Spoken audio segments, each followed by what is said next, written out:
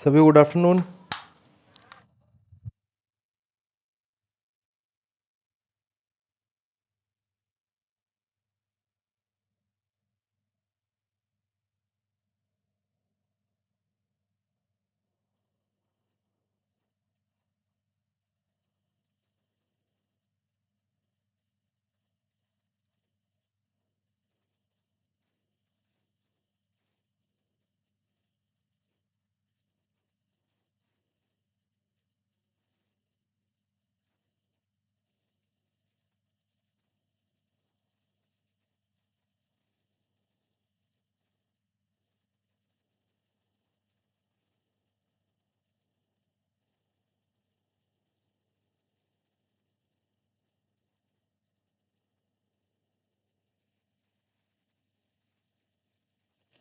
क्या मेरी वॉइस सभी को क्लियर आ रही है? स्क्रीन क्लियर दिख रही है सभी को?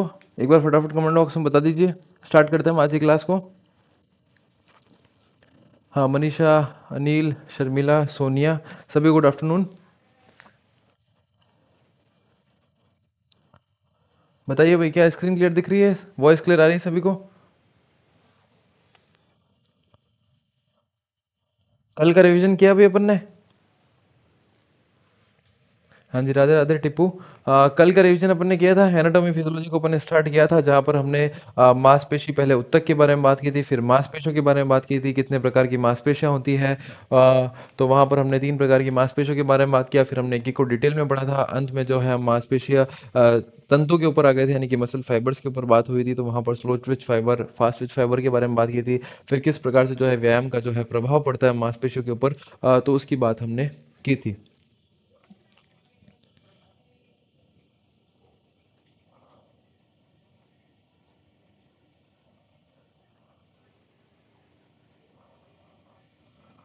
हाँ जी, सभी गुड आफ्टरनून। चलिए तो स्टार्ट करते हैं आज की क्लास। आज जो है हमें रक्त परिसंचरण तंत्र के बारे में जो है, यानी कि सर्कुलेटरी सिस्टम से जो है हमारी क्लास आज स्टार्ट होनी है, कि क्या होता है ब्लड सर्कुलेटरी सिस्टम या रक्त परिसंचरण तंत्र।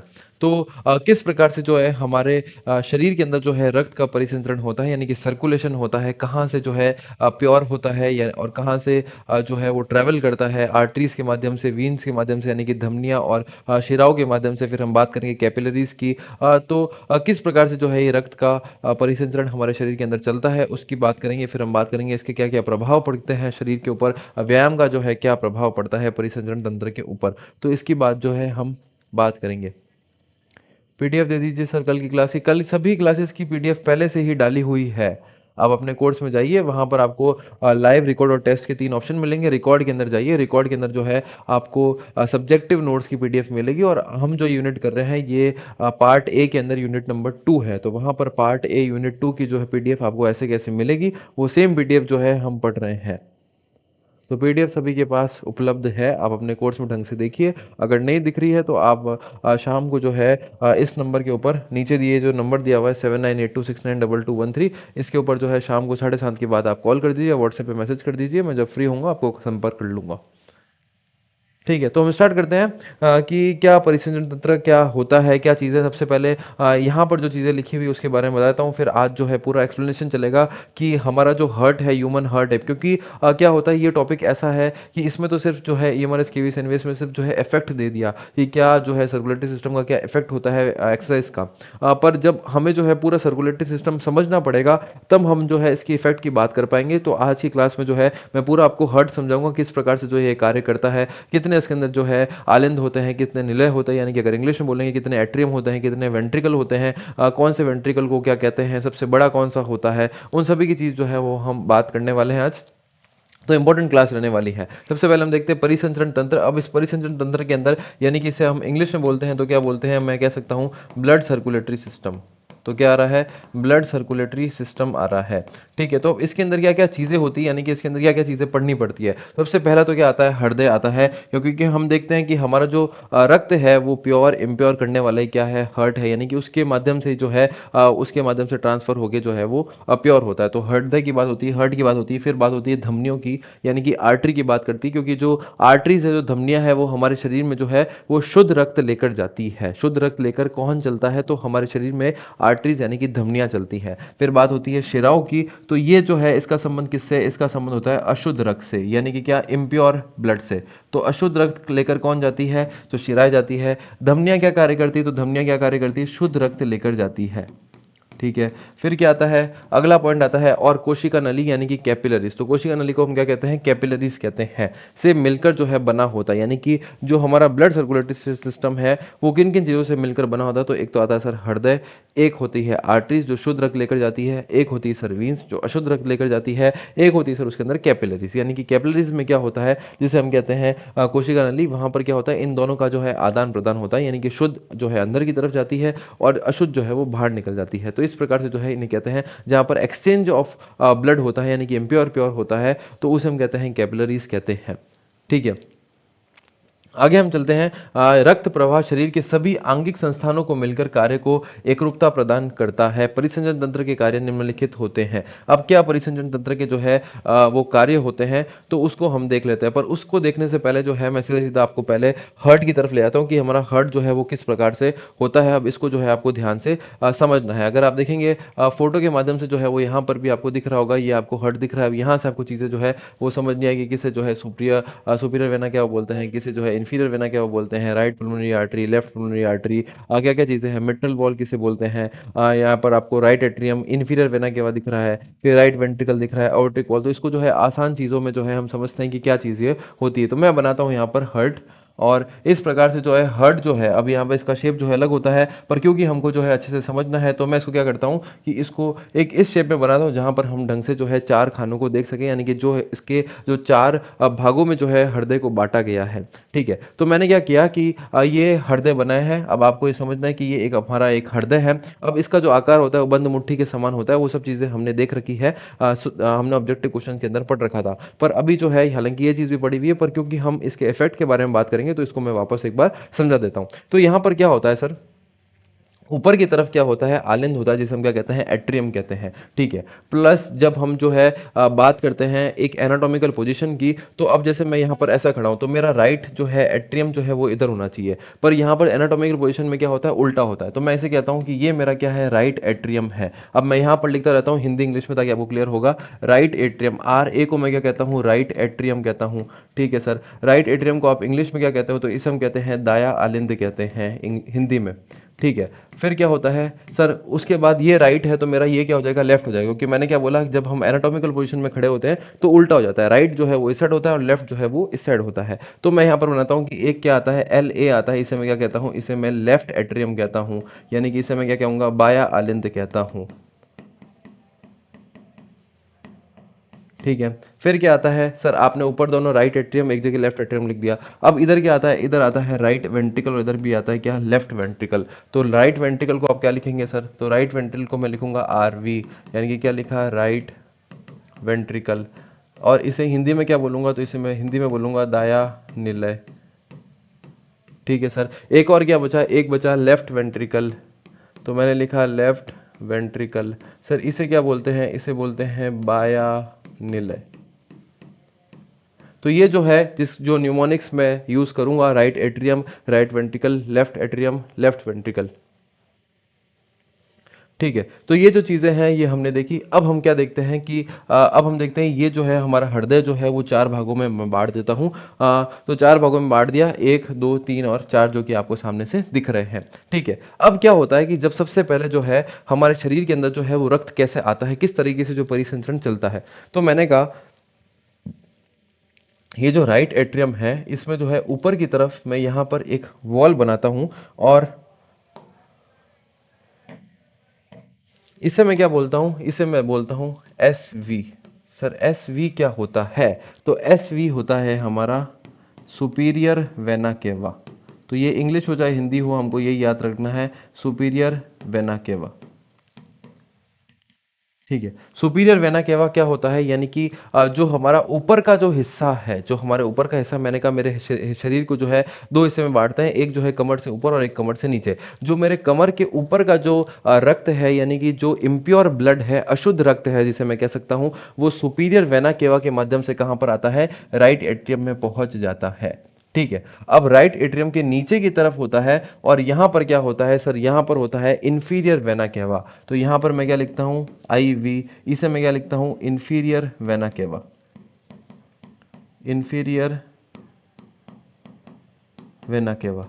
ठीक है, सुपीरियर मतलब ऊपर, इंफीरियर मतलब क्या, नीचे। अब नीचे मतलब क्या, जो मेरे कमर के नीचे का जो रक्त है यानी कि जो इम्प्योर ब्लड है वो क्या हो जाएगा, वो पहुंच जाएगा इधर राइट वेट्रियम के, राइट एट्रियम में, किसके माध्यम से, इंफीरियर वेना केवा के माध्यम से। तो अभी तक हुआ क्या सर, सबसे पहले क्या हुआ कि मेरा जो अशुद्ध रक्त था उसको क्या करना पड़ेगा, उसको शुद्ध करना पड़ेगा। जब शुद्ध कैसे करेंगे, तो सबसे पहले क्या होता है कि ये जो राइट एट्रियम है इसके अंदर क्या होता है कि हमारा अशुद्ध रक्त जो है वो शामिल होता है, इकट्ठा होता है। सर कहाँ कहाँ से इकट्ठा हुआ, तो एक जो मेरा ऊपर का शरीर था, तो ऊपर के शरीर का जो रक्त है, अशुद्ध रक्त है, वो सुपीरियर वेना केवा के माध्यम से किस में आ गया, आर ए के अंदर आ गया। और जो नीचे का जो मेरे निचले शरीर का यानी कि निचले हिस्से का जो इम्प्योर ब्लड था, अशुद्ध रक्त था, वो इन्फीरियर वेना केवा के माध्यम से कहां पर आ गया, राइट एट्रियम में आ गया। तो राइट एट्रियम में क्या होता है कि बहुत सारा ब्लड इकट्ठा हो गया, बहुत सारा ब्लड इकट्ठा हो गया। अब जब बहुत सारा जब ब्लड इकट्ठा हुआ होने लगा, तो अब इस ब्लड को जो है नीचे उतरना है यानी कि राइट वेंट्रिकल पे जाना है।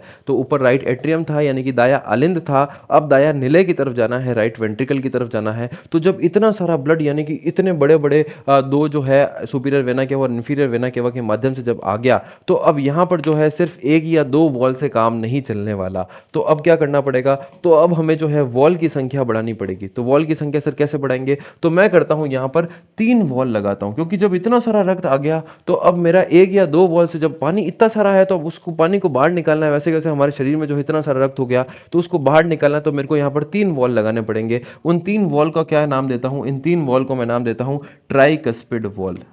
क्या बोला, ट्राइकस्पिड वॉल।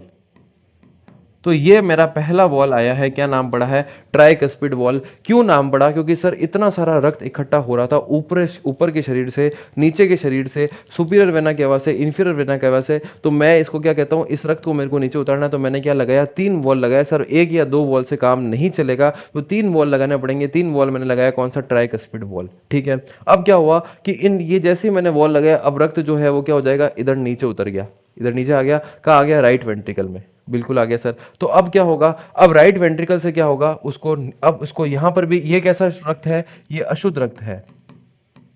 ये कैसा रक्त है भाई, अशुद्ध है। तो ये नीचे वाला भी कैसा हुआ, अशुद्ध हुआ, यानी कि क्या हुआ, इम्प्योर हुआ। अशुद्ध को मैं क्या कहता हूं, इम्प्योर कहता हूं। ठीक है, अब यहां से क्या होता है कि यहां से एक और वॉल लगाया जाता है, यहां से एक और वॉल लगाया जाता है, और इस वॉल का नाम क्या होता है, तो इस वॉल को मैं कहता हूं पल्मोनरी वॉल जो है इसका नाम आता है। क्या नाम आता है भाई, पल्मोनरी वॉल जो है इसका नाम आता है। तो मैं लिख देता हूं यहां पर पल्मोनरी वॉल। ठीक है, इस वॉल का नाम आया है क्या, पल्मोनरी वॉल। अब यहां से क्या होगा कि ये जो अशुद्ध रक्त है वो इसके माध्यम से क्या जाएगा कि लंग्स की तरफ जाएगा। तो अब क्या होगा, ये मेरा जो है अशुद्ध रक्त यहां से निकलता है और कहां पर जाता है, तो मैं यहां पर बनाता हूं कि मेरे दो फेफड़े हैं, यानी कि क्या है, लंग्स है। तो मैंने यहाँ पर क्या बनाया, ये जो है रक्त क्या है, ये लंग्स के अंदर जाएगा। लंग्स के अंदर हम देखते हैं कि एल्वियोलाई होती है, यानी कि एल्वियोलाई जिसे हम कहते हैं, वहां पर क्या होता है कि गैसेस का आदान प्रदान होता है, यानी कि ऑक्सीजन जो है वो अंदर आता है और कार्बन डाइऑक्साइड क्या होती है, वो बाहर जाती है। तो वहां से यानी कि ये जो लंग्स है, लंग्स के अंदर हम देखते हैं कि यहाँ पर जो है मेरा रक्त जो है, यानी कि खून जो है वो यहाँ पर शुद्ध होता है। यानी कि यहाँ से क्या गया, मैं CO2 लिखता हूँ। CO2 मतलब क्या है, इम्प्योर ब्लड है। ये रक्त में क्या है, CO2 है, यानी कि CO2 क्या है, इम्प्योर ब्लड है। अब यहाँ से मेरा क्या जाएगा, शुद्ध रक्त जो है वो आगे की तरफ जाएगा। तो मैंने यहाँ पर बनाया क्या, शुद्ध रक्त। ये कैसा रक्त है सर, ये जो है शुद्ध रक्त है, यानी कि यहाँ पर क्या थी, एल्वियोलाई थी, छोटी छोटी, इसके अंदर क्या थी, एल्वियोलाई थी। एल्वियोलाई यानी कि इसको मैं कह देता हूँ, ये मैंने लिख दिया एल्वियोलाई। ये एल्वियोलाई क्या कर देती है कि इसको शुद्ध कर देती है। इस रक्त को कैसे कर दिया, जो अशुद्ध था उसको क्या कर दिया, शुद्ध कर दिया। अब ये रक्त कैसा हो गया, शुद्ध हो गया। तो ये शुद्ध रक्त का जाएगा, अब ये शुद्ध रक्त जाएगा कहाँ पर, लेफ्ट एट्रियम के अंदर। कौन से, कहां पर जाएगा, लेफ्ट एट्रियम के अंदर जो है ये शुद्ध रक्त पहुंच जाता है। तो यहाँ पर मेरा कौन सा ब्लड बन गया, यहाँ पर सर आपका ब्लड कौन सा आया है, प्योर ब्लड आया है। कौन सा ब्लड आया है भैया, प्योर आया है, यानी कि मैं लिख सकता हूँ शुद्ध रक्त यहाँ पर मेरा आ गया है। कैसे आया, तो सर यहाँ पर क्या था, पहले अशुद्ध था, अशुद्ध जब इतना सारा मात्रा में आया तो मेरे को 3 वॉल लगाने पड़े, इन 3 वॉल को मैंने बोला ट्राइकस्पिड वॉल। फिर यहाँ पर क्या हुआ, अशुद्ध हुआ। अब इस अशुद्ध रक्त को क्या करते हैं हम, लंग्स के पास भेजते हैं, क्योंकि लंग्स के अंदर जो है वो एल्वियोलाई जो है वो ट्रांसफर करती है, एक्सचेंज करती है गैसेस को, यानी कि गैसेस का आदान प्रदान करती है। ऑक्सीजन को हम अंदर लेते हैं, कार्बन डाइऑक्साइड को क्या करती है वो बाहर निकालती है। तो यहाँ पर लंग्स के अंदर एल्वियोलाई मौजूद होती है, वो क्या करती है, उसने ये कार्य किया, यानी कि CO2 को किया, CO2 आया और O2 जो है वो वापस हृदय की तरफ गया। ठीक है, अब यहां पर क्या होता है कि एक दो चीज हमने पढ़ी थी, एक होती है सर धमनियां, एक होती है सर क्या, धमनियां, और एक क्या होती है, शिराएं। धमनिया को हम कहते हैं क्या, आर्टरी, और शिरा को हम क्या कहते हैं, वीन्स।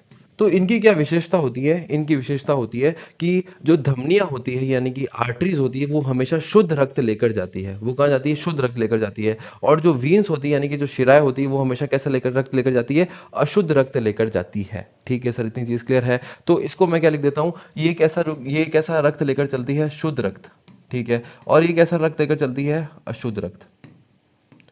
ठीक है, ये दोनों जो है शुद्ध और अशुद्ध रक्त लेकर जो है वो चलती है। ठीक है सर, पर अब हर चीज का सर एक्सेप्शन होता है, हर चीज का जो है वो अपवाद होता है। तो इनके अंदर भी क्या आता है, अपवाद आता है। अब अपवाद, शुद्ध रक्त को हम कह सकते हैं ऑक्सीडेंटेड ब्लड, हम इसे कह सकते हैं, और अशुद्ध रक्त को हम कह सकते हैं डीऑक्सीडेंटेड ब्लड, हम इसे कह सकते हैं। ठीक है, अब हर चीज का अपवाद आता है, तो यहां पर भी अपवाद आता है। अब अपवाद कितने होते हैं, तो अपवाद मैं कहता हूं कि 2 तरीके के अपवाद होते हैं।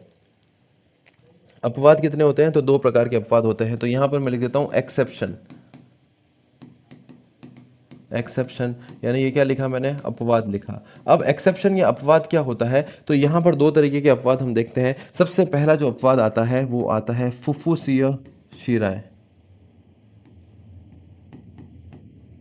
फुफ्फुसीय धमनियां मैं लिख देता हूं। इसे हम इंग्लिश में सर क्या कहते हैं, तो इसे हम इंग्लिश में कहते हैं पल्मोनरी आर्टरी। ये जो था ये मेरा अपवाद नंबर पहला होता है। जब आप ये शब्द देखोगे तो इस शब्द में क्या लिखा हुआ है, इस शब्द में सर यहाँ पर धमनियां लिखा हुआ है, यानी कि यहाँ पर क्या लिखा हुआ है, आर्टरीज लिखा हुआ है। तो सर आपने इससे पहले पेज में तो बताया है कि धमनियां जो है हमेशा कैसा रक्त लेकर चलती है, शुद्ध रक्त लेकर चलती है। तो अब ये अपवाद है, अपवाद क्या है कि आगे क्या लगा हुआ है, पल्मोनरी लगा हुआ है, यानी कि फुफ्फुसिया लगा हुआ है। ये अपवाद क्या है कि ये कैसा रक्त लेकर जाएगी, ये अशुद्ध रक्त लेकर जाएगी। कैसा रक्त लेकर जाएगी, अशुद्ध रक्त लेकर जाएगी। ठीक है सर, अब ये तो आपने एक अपवाद बताया, अब सर दूसरा अपवाद बताओ। चलो दूसरा अपवाद बताता हूं। मैंने कहा सब में कुछ ना कुछ अपवाद होते हैं, तो इसमें जो दूसरा अपवाद होता है वो आता है, अब नाम चेंज होता है, क्या आता है, फुफ्फुसिया शिराएं। इंग्लिश में सर क्या बोलेंगे, पल्मोनरी वीन्स। ठीक है, तो सर आपने जब यहाँ पर शिराएं हमको बताया इस पेज पे, तो आपने बताया कि जो शिराएं हैं वो कैसा रक्त लेकर जाती है, वो अशुद्ध रक्त लेकर जाती है। पर आपने जो है इसको किस में लिखा, अपवाद में लिखा, यानी कि ये कैसा रक्त लेकर जाएगी, ये लेकर जाएगी शुद्ध रक्त लेकर जाएगी। या शुद्ध रक्त को मैं क्या लिखता हूँ, ऑक्सीजनेटेड ब्लड। ठीक है, और इसे मैं क्या लिखता हूँ, डीऑक्सीजनेटेड ब्लड, इंग्लिश में भी लिख देते हैं।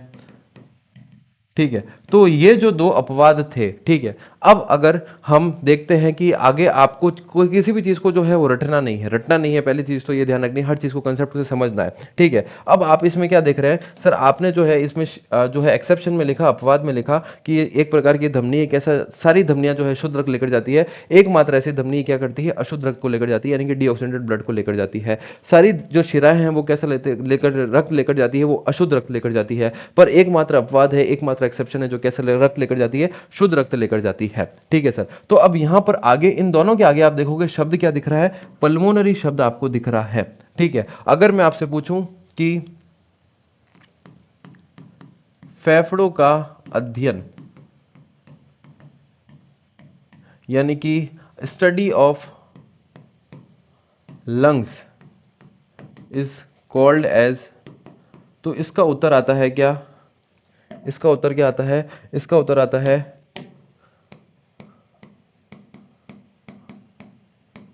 पल्मोनोलॉजी। इसे इंग्लिश में लिखूंगा तो क्या उत्तर आता है, पल्मोनोलॉजी इसका उत्तर आता है। तो मतलब इसका मतलब क्या है कि ये जो आपको शब्द दिख रहा है, क्या दिख रहा है, पल्मोनरी, किससे संबंधित शब्द है, ये शब्द सर संबंधित है फेफड़ों से संबंधित है।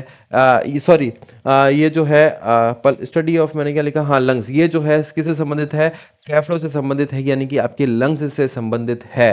तो यानी कि ये मैं क्या कह रहा हूँ कि ये वाली आर्टरी किसकी तरफ जाएगी सर, ये वाली आर्टरी यानी कि ये वाली जो धमनियां है किसकी तरफ जाएगी, लंग्स की तरफ जाएगी, क्योंकि इसके अंदर क्या लिखा हुआ है, इसके अंदर लिखा हुआ है सर पल्मोनरी। ये वाली धमनियां कहाँ जाएगी, ये वाली शिराएं मैं कह सकता हूँ कहाँ पर जाएगी, या वीन्स कहाँ जाएगी, तो आप फिर क्या होगे सर, लंग्स की तरफ जाएगी। ठीक है, अब देखो, अब आप नाम देखो कि इसको मैंने क्या बोला है, पल्मोनरी वॉल बोला है। यहां से रक्त कहाँ जा रहा है, तो लंग्स की तरफ जा रहा है, फेफड़ों की तरफ जा रहा है। इस प्रकार इस वॉल को हम क्या कहते हैं, पल्मोनरी वॉल कहते हैं। तो आज के बाद अब यहां से प्रश्न कैसे बन सकते हो, ऑब्जेक्टिव प्रश्न, वो पूछेगा कि आपका जो राइट एट्रियम है, राइट एट्रियम यानी कि मैं कह सकता हूं दाया अलिंद, ठीक है, और एक क्या है, दाया निलय, इन दोनों के मध्य कौन सा वॉल मौजूद होता है, तो आप बोलोगे कि यहां पर तो ट्राइकस्पिड वॉल मौजूद होता है।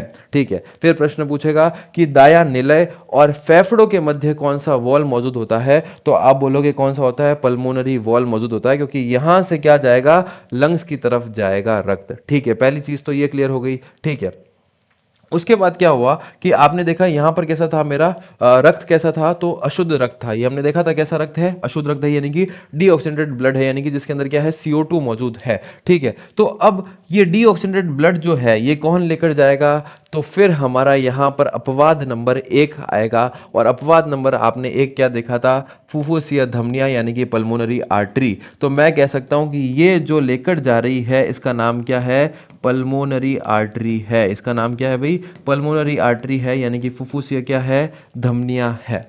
ठीक है, अब यहां से क्या किया, इस फुफ्फुसीय धमनियां ने, यानी कि यहां पर मेरा अपवाद नंबर 1 था, सारी आर्टरी जो है वो शुद्ध रक्त लेकर जाती है, पर एकमात्र आर्टरी जो अशुद्ध रक्त लेकर जाती है वो कहां से लेकर जाती है, वो दाया निलय से लेकर जाती है। किसकी ओर लेकर जाती है, तो वो फेफड़ों यानी कि लंग्स की ओर लेकर जाती है। तो ये मेरा जो CO2 है ये कौन सी लेकर जा रही है, पल्मोनरी आर्टरी लेकर जा रही है सर। ठीक है, अब क्या हुआ, अब आ गए यहाँ पर लंग्स। अब लंग्स में क्या हो गया, मैंने आपको बताया कि यहाँ पर एल्वियोलाई मौजूद होते हैं जो रक्त को कैसा कर देते हैं, शुद्ध कर देते हैं। ठीक है, यानी कि क्या हो गया, रक्त कैसा हो गया, शुद्ध हो गया। तो अब मैं कहूंगा सारी शिराएं जो है, सारी मैं कह सकता हूं जितनी भी वीन्स जो है जिसे हम शिराएं कहते हैं, वो अशुद्ध रक्त लेकर जाती है, पर एकमात्र वीन, एकमात्र शिराएं जो शुद्ध रक्त लेकर जाती है। अपवाद नंबर 2 आपने क्या देखा, फुफ्फुसीय शिराएं यानी कि पल्मोनरी वीन्स, यानी कि ये जो अब पल्मोनरी, पल्मोनरी मतलब क्या है, यहां पर क्या होगा, लंग से लेकर जाएगा, क्या लेकर जाएगा, शुद्ध रक्त लेकर जाएगा। तो इनको मैं क्या कह सकता हूं, पल्मोनरी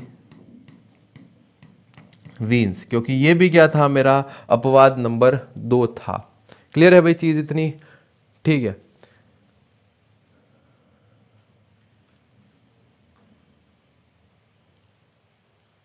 चलो इतनी चीज हमने देखी। आप आपके जितने भी क्वेश्चन है वो पहले मेरे को टॉपिक को कंप्लीट करने दीजिए, फिर मैं जो है बीच में सारे क्वेश्चन के जो है जवाब दूंगा, पर ऐसे बीच बीच में दूंगा तो मैं डिस्टर्ब हो जाऊंगा, फिर आपको वो चीज़ क्लियर समझ नहीं आएगी। तो आपके जितने भी क्वेश्चन है मैं आपको टाइम दूंगा, तब आप सभी पूछ लेना।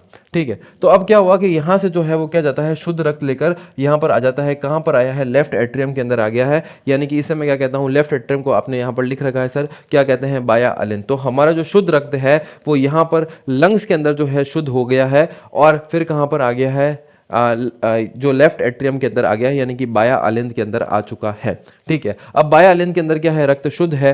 पर आपने देखा सर यहां पर तो क्या थे सर, यहां पर जो है वो 2 प्रकार के वॉल थे। तो जब 2 प्रकार के मतलब मैं कह सकता हूं 2 जगह से जो है रक्त आ रहा था, तो मुझे 3 वॉल लगाने पड़े। पर यहां पर तो जो है वो रक्त कैसा आ रहा है, सिर्फ एक ही जगह से आ रहा है। अब जब रक्त एक ही जगह से आ रहा है तो यहां पर मुझे ज्यादा वॉल की आवश्यकता नहीं है, तो यहां पर मैं सिर्फ 2 वॉल लगा देता हूं, और इस 2 वॉल को मैं क्या कहूंगा, बाइकस्पिड वॉल। तो इसे मैं क्या कहता हूं, bicuspid valve.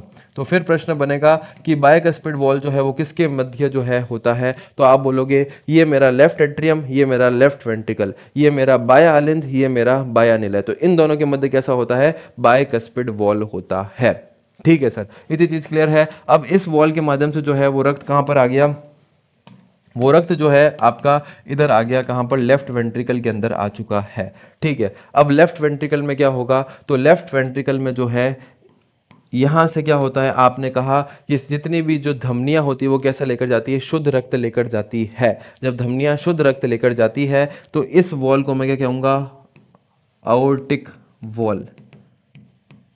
आवर्टिक wall, sir आवर्टिक wall क्यों पड़ा, क्योंकि यहाँ से मेरे शरीर की जितनी भी धमनियाँ हैं वो सब कनेक्ट होगी, यानी कि जितनी भी जो मैं कह सकता हूँ आर्टरीज है वो सब कनेक्ट होगी, और आर्टरीज जब कनेक्ट होती तो इस वॉल का नाम क्या पड़ जाता है, आवर्टिक वॉल इस नाम का पड़ जाता है। और यहाँ से क्या होता है कि मेरी सारी आर्टरीज जो है वो कनेक्ट होती है, यहाँ से जो है मेरी क्या है, सारी की सारी आर्टरीज जो है यहाँ से कनेक्ट होती है, और पूरे शरीर को जो है यहाँ पर ऑक्सीजन युक्त रक्त जो है वो ट्रांसफर होता है। तो ये जो है इस प्रकार से जो है, यानी कि अब यहाँ से क्या हुआ, यहाँ से मेरा जो शरीर, यहाँ से जो रक्त था वो कहाँ पर गया, बॉडी के अंदर चला गया, यानी कि शुद्ध रक्त जो है मेरे बॉडी के अंदर चला गया। बॉडी के अंदर फिर क्या होता है, वापस जो है वो डीऑक्सीनेट होता है, यानी कि कार्बन डाइऑक्साइड वाला डीऑक्सीनेटेड ब्लड हो जाता है, यानी कि अशुद्ध हो जाता है। अशुद्ध रक्त जो है वापस इनके माध्यम से इधर आता है, और इस प्रकार से ये सर्कुलेशन जो है ये हमारा चलता रहता है। यानी कि कहाँ से रक्त गया है, कहाँ पर आया है, अब प्रश्न कैसे बनेंगे, इन दो के मध्य कौन सा वॉल होता है, इन दो के मध्य कौन सा वॉल होता है, शरीर और लेफ्ट वेंट्रिकल के मध्य कौन सा वॉल होता है, तो आवर्टिक वॉल होता है। तो ये जो प्रश्न जो है एग्जाम के अंदर प्रश्न पूछे जाते हैं। ठीक है, अब ये जो बाइकस्पिड वॉल है इसका एक और नाम जो है एग्जाम के अंदर देखने को मिलता है, और इसे हम कहते हैं मिट्रल वॉल। इसे क्या बोलते हैं भाई, मिट्रल वॉल कहते हैं। तो कई बार आपको एग्जाम के अंदर जो है बाइकस्पिड नहीं देखे, क्या बोलेगा, मिट्रल वॉल बोलेगा। तो बाइकस्पिड को ही हम क्या बोलते हैं, मिट्रल वॉल कहते हैं। ठीक है, फिर क्या हुआ,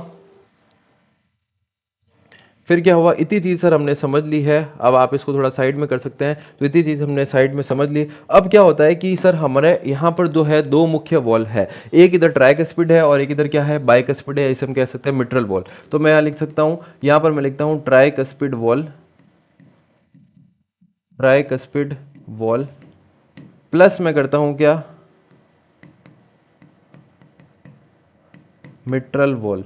प्लस में मैंने क्या किया, मिट्रल वॉल। जब ये दोनों जब मिलते हैं, मिट्रल भी कह सकता हूं और क्या कह सकता हूं, बाइकस्पिड भी बोल सकता हूं। ठीक है, ये दोनों जब मिलते हैं तो क्या बनता है, तो बनता है एट्रियो वेंट्रिकुलर वॉल। इंग्लिश में भी लिख दो सर, बिल्कुल लिख देते हैं, क्या बना, एट्रियो वेंट्रिकुलर वॉल। सर ये नाम इतना कठिन है, कैसे हम याद करेंगे, हमें कैसे याद रहेगा कि इन दोनों को हम क्या बोलते हैं। इधर तो आपने सर बता दिया था कि इतना सारा ब्लड इकट्ठा हुआ तो दो नहीं तीन वॉल चाहिए, तो तीन से क्या बनता है, ट्राई बनता है, तो नाम बन गया ट्राई। इधर जो है कम ही रक्त, एक ही जगह से रक्त आ रहा था, तो मेरे को सिर्फ दो वॉल में मेरा काम हो गया, तो क्या बोला, बाइकस्पिड। तो सर ये नाम हम कैसे याद रखें कि एट्रियो वेंट्रिकुलर वॉल किसे कहते हैं, तो मैंने कहा इन दोनों को बोलते हैं। ये नाम कैसे पड़ा है, फिर से आप कंसेप्ट को समझो। तो नाम पड़ा है, देखो सबसे ऊपर क्या है, अगर आप यहां पर देखोगे, सबसे ऊपर जो है यहां पर क्या दिख रहा है आपको, एट्रियम दिख रहा है, ये राइट एट्रियम दिख रहा है, इधर क्या दिख रहा है, लेफ्ट एट्रियम दिख रहा है। तो मैंने क्या किया, मैंने बोला एट्रियम को मैं क्या बोलता हूं, एट्रियो बोलता हूं। एट्रियम को क्या बोलता हूं, एट्रियो बोलता हूं। ठीक है, ये वॉल किस किस के मध्य प्रेजेंट है, ये दोनों वॉल किस किस के मध्य प्रेजेंट है, तो सर ऊपर तो क्या है, आलिंद है, और नीचे क्या है, मैं कह सकता हूं वेंट्रिकुलर है, आलिंद, यानी कि राइट एट्रियम मैं कह सकता हूं। ये रहा मेरा राइट एट्रियम का लिखा हुआ है, ये रहा, यानी कि दाया आलिंद है और दाया निलय है। तो ये आलिंद और निलय के मध्य क्या होता है, वॉल मौजूद है। अब मैंने कहा इसको इंग्लिश में देखो तो क्या लिखा हुआ है, वेंट्रिकल लिखा हुआ, और इधर क्या लिखा हुआ है, एट्रियम लिखा हुआ है। तो क्या नाम पड़ा, एट्रियो। एट्रियम को क्या बोला मैंने, एट्रियो। ठीक है, वेंट्रिकल को क्या बोलूंगा, वेंट्रिकुलर। क्या बोलूंगा, वेंट्रिकुलर को, वेंट्रिकल को क्या बोला, वेंट्रिकुलर। इन दोनों के मध्य मौजूद हुआ है, इस प्रकार इसका ये नाम पड़ता है। यानी कि किसके मध्य मौजूद होता है, ये आलिंद और निलय के मध्य मौजूद होता है। इंग्लिश में बोलूंगा तो एट्रियम और वेंट्रिकल के मध्य मौजूद होता है। इस प्रकार से इसका नाम क्या पड़ता है, एट्रियो वेंट्रिकुलर वॉल पड़ता है। तो किन दोनों को मैंने एट्रियो वेंट्रिकुलर वॉल बोला है, तो आप बोलोगे सर एक इसको और एक इसको। तो ये दो वॉल मिलकर क्या बने, एट्रियो वेंट्रिकुलर वॉल बन जाते हैं। ठीक है, फिर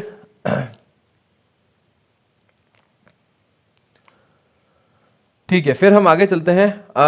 आगे जब इतनी चीजें समझ ली तो अब हम थोड़ा सा एक पॉइंट और लिखते हैं। अब यहां पर भी सर दो वॉल है, यहां पर भी दो वॉल है, एक है aortic वॉल और एक है क्या, पल्मोनरी वॉल। एक है aortic वॉल और एक क्या है, पल्मोनरी वॉल। तो मैंने कहा बिल्कुल है, मैं यहां पर लिखता हूं, एक नाम क्या दिया, aortic वॉल, और एक का नाम क्या दिया, प्लस क्या दिया, पल्मोनरी वॉल। ठीक है, तो ये दोनों मिलकर क्या बनते हैं, तो ये दोनों मिलकर बनते हैं semi lunar wall. Semi lunar wall जो है वो किसको बोलते हैं, तो एट्रियो, इन दोनों को बोलते हैं एट्रियो वेंट्रिकुलर, और इन दोनों को बोलते हैं सेमी लूनर वॉल बोलते हैं। तो इतनी चीज हमने 4 प्रकार के वॉल देखे, 1 2 3 4, इन दोनों को बनकर एट्रियो वेंट्रिकुलर, इन दोनों को बन के क्या, सेमी लूनर। ठीक, ये किसके मध्य होता है, तो आपको ध्यान रखना है कि ट्राइकस्पिड वॉल जो है राइट एट्रियम और राइट वेंट्रिकल के मध्य होता है, बाइकस्पिड लेफ्ट एट्रियम और लेफ्ट वेंट्रिकल के मध्य, पल्मोनरी वॉल जो है वो मैं कह सकता हूं कि यहां पर क्या रहा है, नीचे राइट वेंट्रिकल और यहां पर क्या रहा है, लंग्स आ रहा है। फिर अगर आप बोलोगे कि यहां पर आउटिक वॉल जो है वो किसके मध्य मौजूद होता है, तो आप कहोगे लेफ्ट वेंट्रिकल और किसके बीच में, यहां से रक्त जा रहा है, बॉडी के अंदर जा रहा है, यानी कि शरीर के अंदर जा रहा है, तो इनके मध्य मौजूद होता है। ठीक है, फिर एक जो है अब यहां पर जो है हमने देखा कि ये धमनियां होती है, ये शिराएं होती है। ठीक है सर, अब हम आगे चलते हैं। जब हमने इतनी चीज और देखी है तो एक दो दो और चीज है। सबसे पहले प्रश्न आता है कि सबसे बड़ी धमनी कौन सी होती है, सबसे बड़ी धमनी, यानी कि मैं कह सकता हूं बिगेस्ट आर्टरी। ठीक है, ये कौन सी होती है, तो मैं कहूंगा कि यहां पर जो है आपको क्या दिख रहा है, सबसे बड़ी, मैंने क्या बोला, ओर्टिक वॉल, यानी कि जो ओर्टिक वॉल है इसके अंदर क्या मौजूद होती है, ओर्टा मौजूद होती है। तो मैं यहां पर लिखूंगा ओर्टा। तो ये क्या होती है, सबसे बड़ी धमनी होती है। इसी धमनी से क्या होता है, छोटी छोटी धमनियां क्या होती है, जुड़ी हुई होती है। जैसे मैंने कहा कि सबसे बड़ी क्या है, अब मैं कह सकता हूं कि सबसे बड़ी मेरी हड्डी है, उस हड्डी से क्या छोटी छोटी हड्डियां जुड़ी हुई है। वैसे कि वैसे शरीर के अंदर क्या होती है, सबसे बड़ी क्या होती है, धमनी होती है, इससे जो है वो छोटी छोटी धमनियां जो होती है वो जुड़ी हुई होती है। क्लियर है भाई चीज। ठीक है, अब आपके जो है प्रश्न, अब आपके बोलो। तो ऐसे कैसे, अगर मैं आपसे प्रश्न पूछता हूं कि सबसे बड़ी जो है वो शिरा कौन सी होती है, सबसे बड़ी जो है वो वीन्स कौन सी होती है, सबसे बड़ी वीन हृदय के अंदर कौन सी होती है, तो उसका उत्तर बताइए भाई कोई।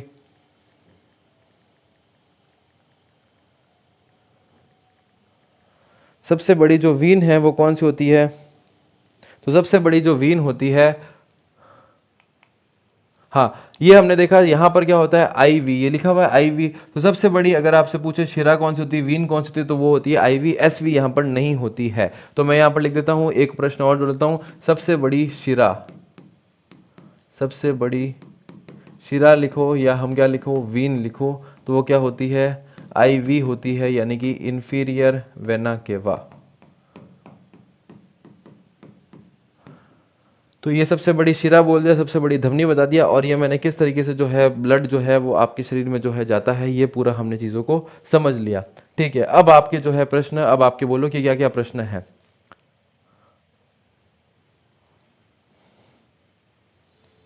हाँ, तो ये जो चीज़ें हैं ये मैंने समझ ली। एक बार शॉर्ट में जो है मैं वापस बता देता हूँ कि किस प्रकार से जो है सर्कुलेशन चलता है। अब आपके जो भी प्रश्न है वो आप पूछ सकते हैं। ये टॉपिक मैंने जो है पूरी तरीके से समझा दिया, अब आपको चीज़ें क्लियर होगी। तो क्या हुआ सर, सबसे पहले जो है मैंने एक हृदय बनाया था, हृदय। अब ये हृदय का जो है ये जो है समझाने के लिए आपको बनाया गया ताकि आपको इजीली समझ आ जाए। अब यहाँ पर कोई अगर कमेंट ऐसा आ रहा है कि सर ये ऊपर से जाता है या नीचे से जाता है, तो वो कोई मतलब नहीं है, हमें जो है चीज़ों को समझना है। ठीक है, अब क्या हुआ कि सबसे पहले ऊपर क्या है, राइट एट्रियम यानी कि दाया अलिंद, नीचे क्या है, दाया नीलय। मैंने कहा एनाटॉमिकल पोजीशन में ये राइट होता है, ये क्या होता है, लेफ्ट होता है। तो दाया अलिंद, दाया नीलय, इधर क्या है, बाया अलिंद और बाया नीलय, ये 4 कपाट आपने बना लिए। ठीक है, फिर क्या हुआ कि राइट एट्रियम में सबसे ऊपर क्या होता है, एक होता है एसवी यानी कि सुपीरियर वेना केवा, यानी कि ये क्या होता है कि जितने भी हमारे शरीर के जो ऊपरी हिस्से का जो रक्त है, अशुद्ध रक्त है, डीऑक्सीडेंटेड ब्लड है, वो कहाँ आता है, इसके माध्यम से इसके अंदर आता है। और निचले शरीर का यानी कि क्या है, आईवी इंफीरियर वेना केवा के माध्यम से कहाँ पर आता है, राइट एट्रियम के अंदर आता है, यानी कि दाया अलिंद के अंदर आता है। यहाँ पर अशुद्ध हो गया। अब यहाँ पर जब दो दो जगह से ब्लड आ रहा है तो हमें जो है एक या दो वॉल से काम नहीं चलेगा, तो मैं यहाँ पर 3 वॉल लगाता हूँ। नाम क्या आता है, ट्राइकस्पिड वॉल। ट्राइकस्पिड वॉल मैंने लगाया। इन 3 वॉल के माध्यम से क्या हुआ, जो रक्त है वो क्या, अशुद्ध रक्त नीचे आ गया। अब यहाँ पर अशुद्ध रक्त जब नीचे आ गया तो मेरे को यहाँ से क्या लगाना पड़ता है, अब यहाँ से मेरे को जो है इस अशुद्ध रक्त को जो है वो शुद्ध करने के लिए कहाँ पर भेजना पड़ेगा, लंग्स में भेजना पड़ेगा। ठीक है, यानी कि डीऑक्सीडेंटेड ब्लड से हमको क्या करना है, ऑक्सीडेंटेड ब्लड बनाना है। ठीक है, अब यहाँ पर बच्चों के मन में जो है 2 कंफ्यूजन होते हैं, हालांकि अभी तक किसी प्रश्न ने जो है वो पूछा नहीं है। तो प्रश्न ये होता है कि सर रक्त जो है वो फिल्टर का होता है। देखो, रक्त फिल्टर तो होता है वो किडनी में होता है, है। पर रक्त जो है वो शुद्ध कहां पर होता है? शुद्ध मतलब यहां पर डीऑक्सीनेटेड से लेकर ऑक्सीनेटेड ब्लड का मतलब है शुद्ध होना। तो यहां पर वो फिल्टर जो आप कह रहे हो, जो हम पानी छान रहे हैं कि सर शुद्ध हो गया पानी, फिल्टर हो गया, वो अलग है, वो यहां पर हृदय में अलग है। तो अगर प्रश्न को अगर ऐसा आता है तो आप बोलोगे रक्त फिल्टर तो सर किडनी के अंदर होता है, पर रक्त जो है अगर आप बात कर रहे हैं कि ऑक्सीनेटेड ब्लड या डीऑक्सीनेटेड ब्लड की बात कर रहे हैं, तो वो किसके अंदर होता है? वो होता है सर लंग्स के अंदर। लंग्स के अंदर भी किसके अंदर? एल्वियोलाई के अंदर। तो आपने क्या किया कि सर यहां से आपने क्या किया, इस CO2 को जो है पल्मोनरी वॉल के माध्यम से, क्योंकि पल्मोनरी नाम इसलिए पड़ा क्योंकि यहां से जो रक्त है वो कहां जा रहा है? वो आपके फेफड़ों के अंदर जा रहा है, लंग्स के अंदर जा रहा है। तो कौन लेकर जा रहा है? तो अपवाद नंबर एक मैंने कहा था, जितनी भी धमनियां होती है वो शुद्ध रक्त लेकर जाती है, पर एकमात्र धमनी जो अशुद्ध रक्त लेकर जाती है, नाम क्या आता है? फुफ्फुसिया शिरा, फुफ्फुसिया धमनियां कहते हैं, या इसे हम पल्मोनरी आर्टरी कहते हैं। तो ये पल्मोनरी आर्टरी जो है ये इसे लंग्स की तरफ लेकर जाती है। लंग्स के अंदर क्या होता है? एल्वियोलाई होती है, वहां पर एक्सचेंज ऑफ गैसेस होता है, यानी कि ऑक्सीजन अंदर की तरफ, कार्बन डाइऑक्साइड बाहर की तरफ। जब ऑक्सीजन अंदर की तरफ आ गई तो रक्त कैसा हो गया? शुद्ध हो गया। अब एक सारी की सारी शिराएं जो है, यानी कि सारी की सारी जो वीन्स है वो क्या करती है? अशुद्ध रक्त लेकर जाती है। पर एकमात्र जो वीन है, एकमात्र जो शिरा है जो शुद्ध रक्त लेकर जाती है, अपवाद नंबर दो, यहां पर आता है पल्मोनरी वीन्स। ये शुद्ध रक्त लेकर कहां पर जाती है? ये लेफ्ट एट्रियम की तरफ लेकर जाती है। लेफ्ट एट्रियम पे जो है शुद्ध रक्त आ गया। अब यहां पर सिर्फ एक ही जगह से आया, तो मेरे को सिर्फ दो वॉल का आवश्यकता है, बाइकस्पिड वॉल, और इस बाइकस्पिड वॉल को मैं क्या कहता हूं? मिट्रल वॉल कहता हूं। ठीक है सर। यहाँ मिट्रल वॉल के माध्यम से जो है वो रक्त आ जाता है किसके अंदर? लेफ्ट वेंट्रिकल के अंदर। और इस लेफ्ट वेंट्रिकल में क्या होता है? नीचे लगा हुआ होता है अओर्टिक वॉल। इस अओर्टिक वॉल से जो है सबसे बड़ी धमनी, जिसे हम कहते हैं अओर्टा, यहाँ से जो है लगी हुई होती है इस अओर्टिक वॉल से, और यहाँ से जो है वो धमनी, जो सबसे बड़ी धमनी, सारा रक्त जो है वो छोटी छोटी शरीर की अन्य धमनियों को जो है वो दे देती है। ठीक है, तो हमने यहाँ पर देखा अओर्टिक वॉल, और यहाँ से हमारे बॉडी में जो है चला जाता है रक्त। अब बॉडी के अंदर जब जाता है तो शुद्ध रक्त जाता है, और वापस कैसा आता है? अशुद्ध रक्त हमारे बॉडी में कहाँ से आता है? सुपीरियर वेना केवा और इंफीरियर वेना केवा के माध्यम से आता है। तो ये जो है हमारा पूरा के पूरा जो है ब्लड सर्कुलेशन चलता है हमारे शरीर के अंदर। दो हमने जो है इसमें अपवाद देख लिए। प्रश्न बनता है सबसे बड़ी धमनी कौन सी होती है? तो आप बोलोगे कौन सी होती है सबसे बड़ी धमनी? अओर्टा होती है। सब प्रश्न पूछेगा सबसे बड़ी शिरा कौन सी होती है, यानी कि वीन्स कौन सी होती है? तो आप बोलोगे कौन सी होती है? इंफीरियर वेना केवा होती है।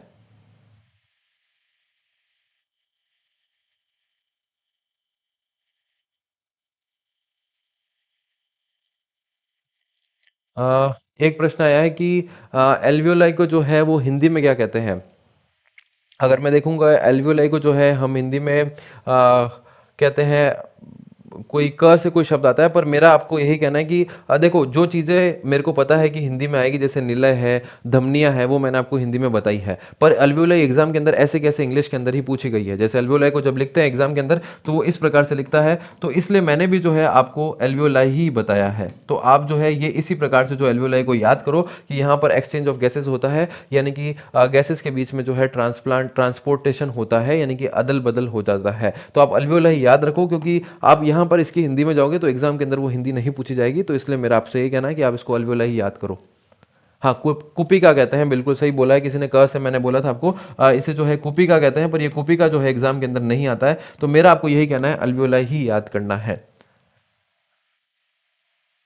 ठीक है। अच्छा, एक पॉइंट जो है हम भूल गए कि यहां पर सर जो है एक दीवार है, ये दीवार आपको दिख रही है भैया? ये जो क्या कर रही है, ये इन दोनों को है, यानी कि राइट और लेफ्ट को जो है वो बांट रही है। इस दीवार को हम क्या कहते हैं? सेप्टम कहते हैं। तो अगर ये आ जाए कि ऐसी दीवार, यानी कि ऐसी रेखा जो क्या कर रही है, राइट एट्रियम और लेफ्ट एट्रियम को बांट रही है, राइट वेंट्रिकल और लेफ्ट वेंट्रिकल को बांट रही है, तो उसे हम क्या कहते हैं? सेप्टम कहते हैं।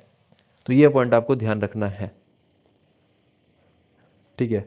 टीपू यादव कह रहे हैं सर आपका समझाने का तरीका बहुत अच्छा है, पूरा हर्ट समझ में आ गया, थैंक यू सर। चलो वेलकम। बट अब ये चीज़ें जो है एग्जाम के अंदर भी अपन को लिखनी है, तो समझ आ गया, अच्छी बात है, पर अब इसको याद रखना भी बड़ी बात है। तो याद पूरा रहना चाहिए। इस चीज़ को जो है ऐसे कि ऐसे अपने नोटबुक में जो है आपको उतारना है, जैसे मैंने समझाया है वैसे कि वैसे आपको रिकॉर्ड क्लास आपको मिल रही है, तो उसको वापस आप देखकर ऐसे कैसे करना, क्योंकि ये चीज़ें जो है इजीली समझ नहीं आती है। हो सकता है एक से दूसरी बार में समझ आए, जिनको एक बार में आ गया उनके लिए बहुत अच्छी बात है, जिनको एक बार में नहीं आया उनको एक बार वापस से जो है इस क्लास को देखना है। तो चलते हैं हम आगे। अब हमारे टॉपिक की तरफ चलते हैं, तो अब हमको और चीजें जो है वो आसानी से समझ आएगी, क्योंकि हमने जो है पूरा हर्ट समझ लिया है। अगर चलो मैं इसको जो है आपको और शॉर्ट में बता दूं कि सर और शॉर्ट में क्या था, तो और शॉर्ट में अगर मैं इसको बताऊं यहां पर, तो अब देखो, अब मैं जो है पूरा सीक्वेंस जो है वो लिख रहा हूं। देखो सीक्वेंस अब आपको शॉर्ट में लिखूंगा, तो अब आपको जो है क्विक जो है रिवीजन करना है। सबसे पहले क्या हुआ था? IV या SV था, इंफीरियर वेना केवा या सुपीरियर वेना केवा था। यहां से जो है मेरा CO2 रक्त, यानी कि अशुद्ध रक्त आता है। ये कहां पर आता है सर, ये आता है राइट एट्रियम में आता है। राइट एट्रियम में सर क्या होता है, ट्राइकस्पिड वॉल होता है। तो ट्राइकस्पिड वॉल के माध्यम से यहाँ पर मैं लिख देता हूँ टीवी, लिख देता हूँ टीवी मतलब क्या है, ट्राइकस्पिड वॉल। ट्राइकस्पिड वॉल के माध्यम से क्या आता है, राइट वेंट्रिकल में आता है। बिल्कुल सर आ गया। अब क्या होगा, यहाँ पर क्या होता है, पीवी लिखता हूँ, यानी कि पल्मोनरी वॉल होता है। पल्मोनरी वॉल के माध्यम से कहाँ जाएगा, तो ये जाता है हमारे फेफड़ों के अंदर, यानी कि पल्मोनरी वॉल के माध्यम से। अब मैं यहाँ पर जो है बड़ा बना देता हूँ, क्योंकि यहाँ पर हमारा अपवाद नंबर 1 आता है, क्या होती है, पल्मोनरी आर्टरी होती है। याद है भाई आपको अपवाद नंबर 1? हाँ, तो पल्मोनरी आर्टरी होती है। अब यहां पर क्या हुआ, ये पल्मोनरी आर्टरी के माध्यम से कहां जाएगा, लंग्स में जाएगा। तो लंग्स में गया सर, लंग्स में क्या होता है, फेफड़ों में गया। और यहां पर आपको पता है, मैंने आपको बताया एल्वियोलाई मौजूद होती है, जो क्या करती है, एक्सचेंज कर देती है। ठीक है, अब क्या होगा, फिर से सर एक लंबा रास्ता लो, क्योंकि यहां पर हमारा अपवाद नंबर 2 होगा, और वो लिखना तो सर जरूरी है। तो मैंने कहा बिल्कुल लिखेंगे। तो मैं यहां पर लिखता हूं, यहां पर क्या आएगा, पल्मोनरी क्या आती है, वीन आती है, क्योंकि ये जो है शुद्ध रक्त लेकर जा रही है, और ये जो है ये अशुद्ध रक्त लेकर जा रही है। तो मैं CO2 और O2 लिख देता हूं। ठीक है, ये कहां पर आया सर, ये लेकर आया है लेफ्ट एट्रियम के अंदर। लेफ्ट एट्रियम में सर क्या होता है, बाइकस्पिड वॉल होता है। बाइकस्पिड वॉल से क्या आता है, ये आता है लेफ्ट वेंट्रिकल के अंदर आता है। लेफ्ट वेंट्रिकल के अंदर सर क्या होता है, अओर्टिक वॉल होता है। तो लिख देते हैं बिल्कुल आपके लिए, अओर्टिक क्या होता है, वॉल होता है। इस अओर्टिक वॉल के माध्यम से क्या होता है, अओर्टा जो है सबसे बड़ी जो धमनी होती है वो मौजूद होती है, और यहां से फिर जो है वो आर्टरीज में जाता है। कहाँ गया भाई, आर्टरीज में जाता है। आर्टरीज मतलब क्या, छोटी छोटी, और धमनियों में, धमनियां। अब अगर किसी को नेट की तैयारी करनी है तो उसके लिए और बता देते हैं कि धमनियों से कहा जाता है, इससे जो छोटी होती है उसे हम क्या कहते हैं, आर्टियोल्स कहते हैं, आर्टियोल्स। ठीक है, फिर क्या होता है, इस आर्टियोल्स के माध्यम से क्या होता है, फिर हम देखते हैं कि इससे जुड़ी हुई होती है क्या, कैपिलरीज। ठीक है, कैपिलरीज से क्या जुड़ा हुआ होता है, तो अब देखो यहां से तो क्या हुआ कि यहां से जो अओर्टिक वॉल के माध्यम से जो है, मैं कह सकता हूं कि अगर जितना हमने पढ़ा था, तो यहां पर क्या आ गया, बॉडी में आ गया, बॉडी में आ गया। तो ये चीज हमने देखी थी, और फिर बॉडी से जो है ये वापस चला जाएगा। बट अगर कोई नेट के लेवल की तैयारी कर रहा है तो कैपिलरीज में जाता है। फिर यहां पर जो है वेन्यूल्स जो है वो जुड़ी हुई होती है। फिर जो है वेन्यूल्स के बाद क्या आता है, तो वेन्यूल्स के बाद जो है हमारा वीन्स यानी कि शिराएं आती है। और फिर जो है वो क्या आता है, IV SV, और इसके माध्यम से जो है आता है। तो ये जो चीज़ है, ये इतनी चीज़ बताई है, ये आपके नेट के एग्जाम के अंदर जो है पूछी जाती है, ये फॉर्म, ये चीज़ें। बट इतना जो है आपके EMRS के अंदर होता है।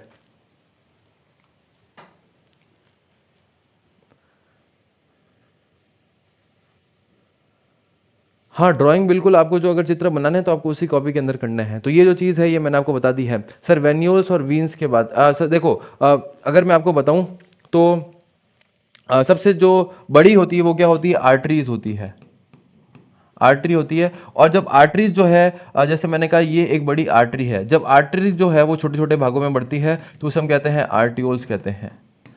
ठीक है, तो अब देखो यहां पर क्या होती है, धमनियां, आर्टरीज, आर्टरीज के बाद क्या हुआ, आर्टियोल्स, यानी कि और छोटे छोटे भागों में बटी। फिर क्या हुआ, कैपिलरीज, फिर कैपिलरीज के बाद क्या हुआ, वेन्यूल्स, और वेन्यूल्स के बाद क्या होता है, शिराएं आती है। तो इस प्रकार से ये जो है वो सीक्वेंस चलता है। ये जो है UGC नेट के अंदर जो है चीज़ें पूछी जाती हैं। ये असिस्टेंट प्रोफेसर जब आप PGT एग्जाम की तैयारी कर रहे हैं तो वहाँ पर ये इसको जो है और एक्सप्लेन किया जाता है। पर अभी तक हमारे लिए जो है आप सीधा सीधा देखो कि ओटा के माध्यम से जो है वो आर्टरी के अंदर आ गया, और यहाँ पर बॉडी से फिर वापस कहाँ जाता है, इन्फीरियर वेना केवा और सुपीरियर वेना केवा के अंदर आता है।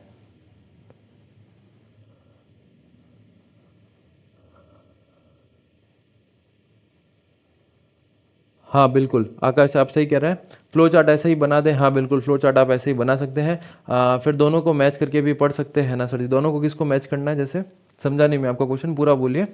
अच्छा, रेस्पिरेटरी सिस्टम को, और ठीक है, हाँ आप मैच करके पढ़ सकते हैं। पर हमने अभी तक वो चीज़ पढ़ी नहीं है, इसलिए मैंने आपको ये पढ़ाया नहीं है। हम जो है रक्त परिवहन तंत्र के आए हैं तो उसको चीज़ें मैंने हमने बताई है। तो ये जो चीज़ है ये आपकी जो है मैं बताता हूँ नेट लेवल के क्वेश्चन है। हमको जो है बस इतना याद रखना है जितना हमने पढ़ा था कि बॉडी तक आया, और बॉडी से जब वापस कहाँ चला जाएगा, इन्फीरियर वेना केवा, यानी कि रक्त हमारा क्या हो गया, बॉडी के अंदर अशुद्ध हो गया, और वहां से इन्फीरियर वेना केवा और सुपीरियर वेना केवा की तरफ आ जाता है। क्लियर है भाई सभी को इतनी चीज़ बताइए, क्योंकि अभी हमको अब टॉपिक तो अब हमारा स्टार्ट होगा, ये तो चीज़ हमने समझी अभी।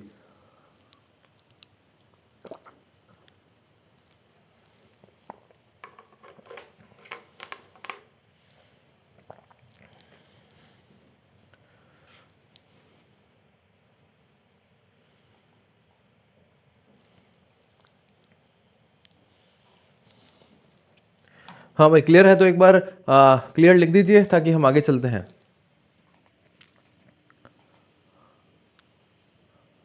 अब देखो यहाँ पर क्या क्या कार्य होते हैं, ये अब आपको इतनी आसानी से समझ आएंगे कि आप पेपर के अंदर जितना मर्जी हो वो कहेगा कि जितना आप पॉइंट बना सकते हैं अब आप खुद से पॉइंट बना पाएंगे। ये पूरी चीज़ समझाने का मतलब ये था कि आप जो है चीज़ों को आप ढंग से अपने शब्दों में जो है वो आराम से लिख पाएंगे।